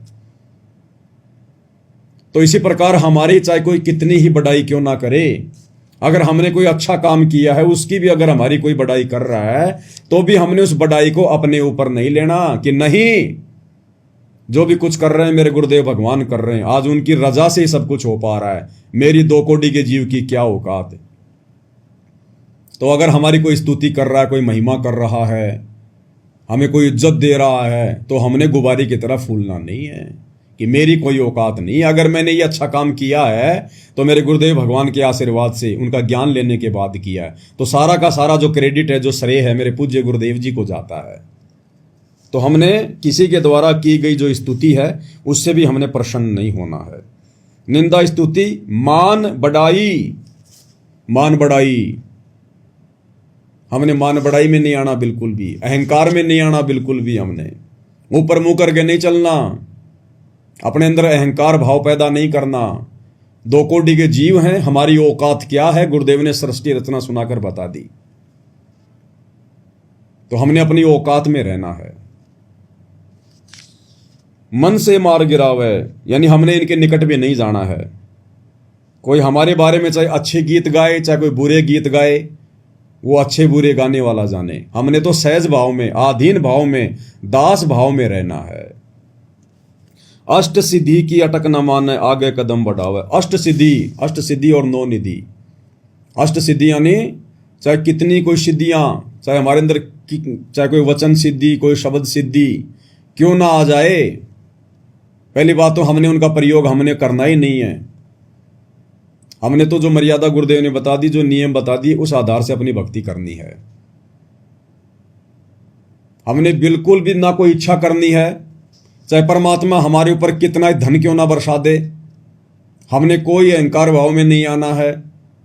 बिल्कुल सिंपल तरीके से हम एक भगत हैं, बस एक जीव हैं, और हमारा एक ही टारगेट है, यहां से छुटकारा प्राप्त करना, अपना आत्म कल्याण करवाना। तो चाहे अष्ट सिद्धि आओ, चाहे 9 निधि आओ, चाहे परमात्मा धन बरसाए, चाहे गरीबी में रखे, चाहे हमारी कोई बढ़ाई करे, चाहे बेइज्जती करे, चाहे कोई निंदा करे, हमने हर प्रकार से जीवित मरने वाली रिहर्सल करनी है। जीवित मरने वाली, जब आदमी मर जाता है तो मरने के बाद कोई रो रहा है, कोई उसके अच्छे कर्मों की उसकी बढ़ाई कर रहा है कि बड़ा अच्छा आदमी था, इतने अच्छे अच्छे काम किए इसने। कोई रो रहा है कि हाय मेरा बेटा मर गया, मेरा बाप मर गया। साइड में 2-4 कोई मेरे जैसे कोई गाड़ियां भी निकालते रहते हैं कि अच्छा हुआ मर गया, निकम्मा आदमी, एक धेले का नहीं था। तो वो मरने वाला कोई प्रतिक्रिया नहीं देता है, चाहे कोई उसके अच्छी गीत गाओ, चाहे बुरे गीत गाओ, वो तो मुंह फाड़ के पड़ा है। तो इसी प्रकार परमेश्वर कहते हैं जीवित मरना वही है, यो गुरु ज्ञान विज्ञान वाणी, जीवित ही जग में मरो। कि वास्तव में तत्व ज्ञान को समझना और अपने गुरुदेव के वचनों पर चलना, उनकी वाणियों पर चलना, असल में यही है कि तुम जीवित मर जाओ। और जिस दिन भगत ने अपने आप को जीवित मरना समझ लिया, जीवित मरा हुआ मान लिया, समझ लिया, उस दिन परमात्मा फिर हमारे ऊपर रजा करेंगे, दया करेंगे। फिर एक कथा बताई गुरुदेव भगवान ने कि जीवित मरने पर ही कैसे मुक्ति मिलेगी, मोक्ष मिलेगा, उसके बिना नहीं मिलेगा। चाहे हम कितना ही कुछ शाणे बन जाएं, हम भक्ति मार्ग में शाणपत तो चलती नहीं है, चतुराई तो चलती नहीं भक्ति मार्ग में। या तो भोला बन के, दास बन के, अधीन बन के, पागल सा बन के, मूर्ख सा बन के, तब हम यहां से मोक्ष प्राप्त कर सकते हैं। तो गुरुदेव ने बताया कि एक सेठ जी था, एक तोता पकड़ के ले आया, पिंजरे में डाल दिया और काफी दिन हो गया। अब तोता भी काफी प्रयास कर रहा था, लेकिन पिंजरा तोता कैसे तोड़े। अब सेठ जी था सत्संगी आदमी, अब तोते ने दिमाग लगाया, तो जब सेठ सह परिवार सत्संग सुनने जाने लगा तो तोते ने कहा कि सेठ जी एक प्रार्थना है, बता भाई। गुरुदेव से मेरी अर्ज करना, मेरी प्रार्थना करना कि गुरुदेव ऐसे ऐसे मेरे घर पर एक तोता है और उसने ये पूछा है कि मेरी मुक्ति कैसे होगी। तो बोला ये तो कोई बड़ी बात नहीं, मैं पूछ दूंगा गुरुजी से। चले गए, सत्संग सुना। आते समय सेठ जी को ध्यान आया कि तोते राम ने प्रार्थना की थी। गुरुदेव के पास गया, सारी बात बताई। अब जब वो तोते वाली बात बता रहा था सेठ जी अपने गुरुजी से, उसी समय गुरुजी एकदम चक्कर खा के गिर गए, बेहोश हो गए। अब सेठ जी ने देखा भाई ये तो गुरुजी मर गए, तेरे ऊपर हत्या का मुकदमा लगेगा। चुपचाप निकल लिया वहां से। घर पे आया, तोते ने पूछा सेठ जी मेरी प्रार्थना लगाई गुरुदेव से। सेठ ने कहा निकम्मे, काहे की तेरी प्रार्थना, मरवा देता तू मेरे को। क्या हुआ? बोला जब मैंने तेरी प्रार्थना गुरुजी से लगाई ना कि गुरुजी हमारे घर ऐसे ऐसे तोता है और पिंजरे में रहता है, और उसने कहा कि गुरुजी से प्रार्थना करना कि मेरी मुक्ति कैसे हो, इस पिंजरे से मेरी मुक्ति कैसे हो। तो नालायक उसी समय गुरुजी तो चक्कर खा के गिर गए, नीचे बेहोश हो गए। मैं तो आ गया, शुक्र मना किसी ने देखा नहीं तो हत्या का मुकदमा मेरे ऊपर लग जाता। अब उस संदेश को, गुरुजी के संकेत को वो सेठ नहीं समझ पाया, लेकिन तोता समझ गया। तोता समझ गया कि अगर इस पिंजरे से मुक्ति प्राप्त करनी है तो क्या करना होगा। रात हुई, सबने खाना वाना खा गए, सो गए।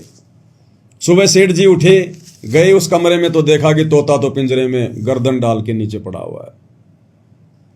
सेठ जी ने हिला हिला के देखा डंडे से पिंजरे में, तोता कोई प्रतिक्रिया नहीं दे रहा।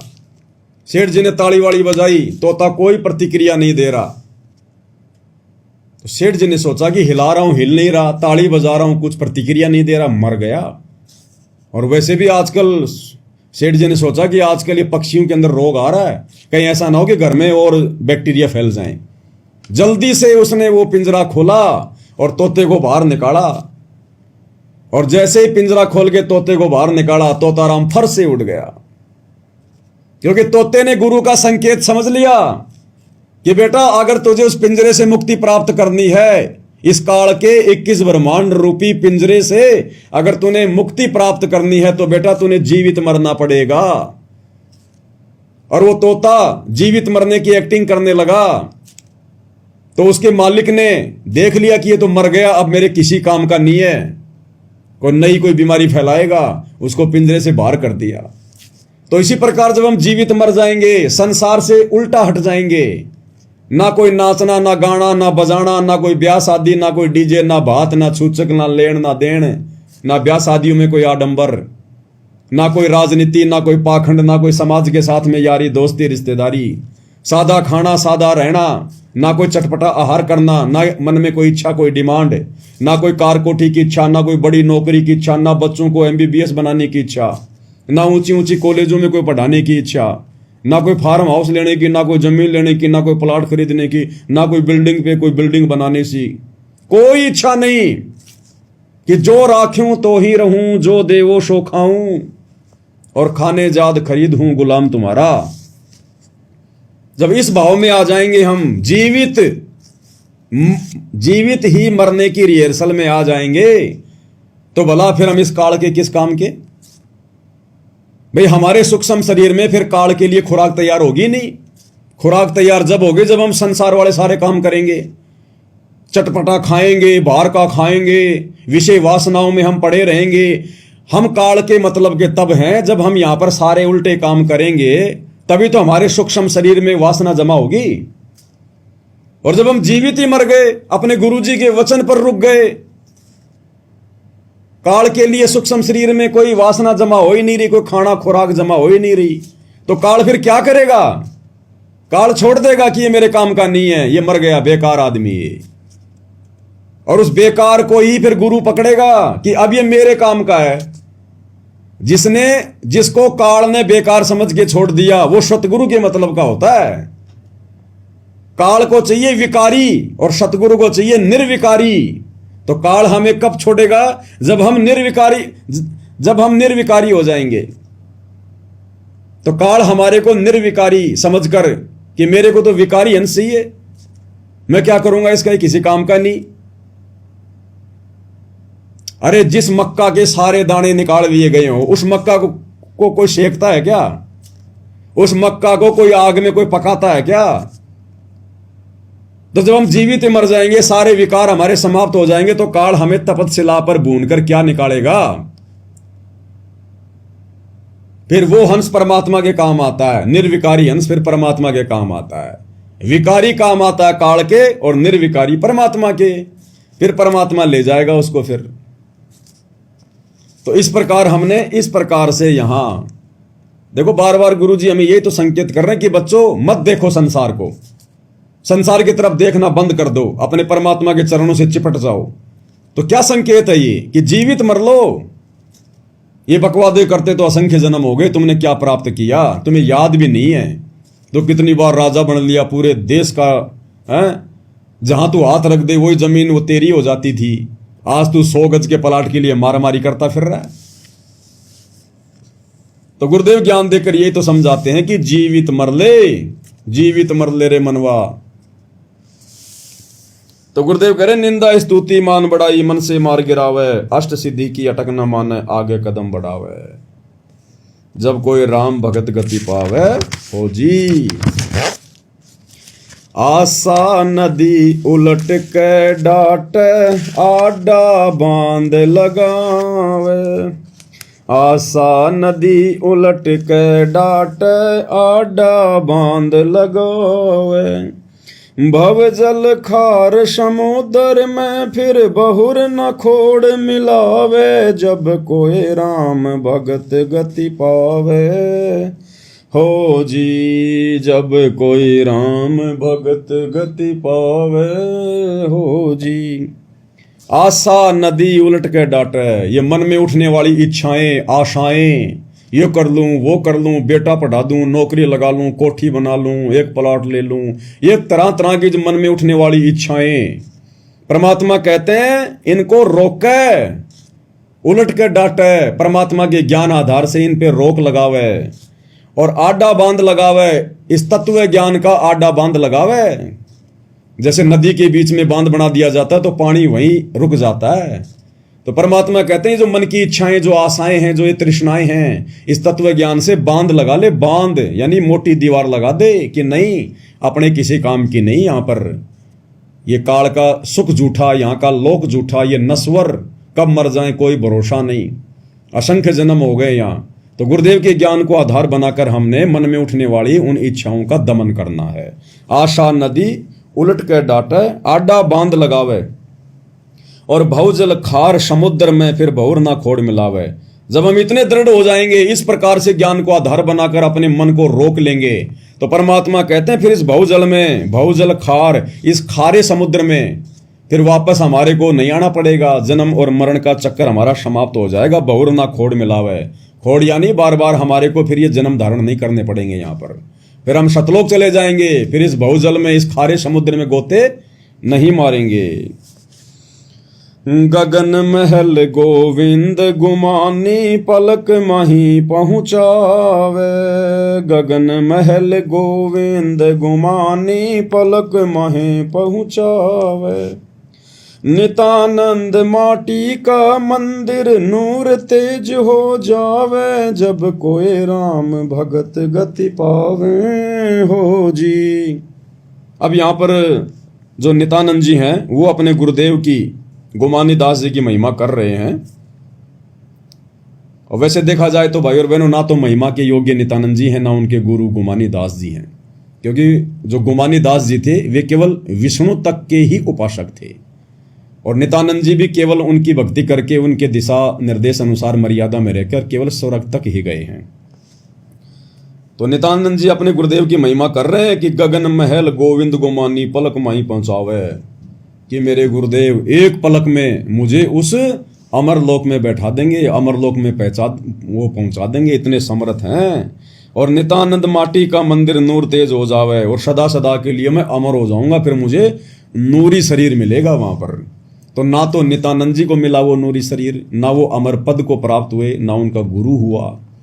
आज हमें मिला है वो अमर पद प्राप्त करवाने वाला सच्चा गुरु। आज यदि किसी का महल नूरी हो सकता है, ये माटी का महल, ये मिट्टी का शरीर यानी नश्वर शरीर यदि तेजपुंज का हो सकता है, नूरी हो सकता है, तो केवल आप और हम सत्सेवक भाई बहनों का, सतगुरु रामपाल जी परमेश्वर जी के सच्चे भक्तों का, जो उनके वचन में रहकर अगर अपनी भक्ति को सफल कर गए तो ये मौका, ये सौभाग्य आप और हमारे पास में है आज वर्तमान में। तो भाई और बहनों, हम इसी प्रकार से पूज्य गुरुदेव भगवान की महिमा थोड़ा थोड़ा समय निकाल कर करते रहें, ताकि गुरुदेव भगवान की असीम दया और हमारे ऊपर बनी रहे और हमारी आत्मा स्थिर बनी रहे, दृढ़ बनी रहे। जब तक गुरुदेव भगवान अपने मिशन को पूरा करके हिसार जेल से बाहर नहीं आते, तब तक आप और हम भक्ति मार्ग पर जीवित रहें। हमारी जो सुरती है हमारे गुरुदेव भगवान के चरणों में लगी रहे। तो इसी प्रकार हम धीरे धीरे भक्ति मार्ग पर आगे बढ़ेंगे। तो आज की वीडियो में केवल इतना ही। गुरुदेव भगवान हम सबको आशीर्वाद दे, आज्ञा दे, सद्बुद्धि दे और इसी प्रकार हमें भक्ति मार्ग पर चलाते रहें। बंदी छोड़ सतगुरु रामपाल जी परमेश्वर जी की जय हो।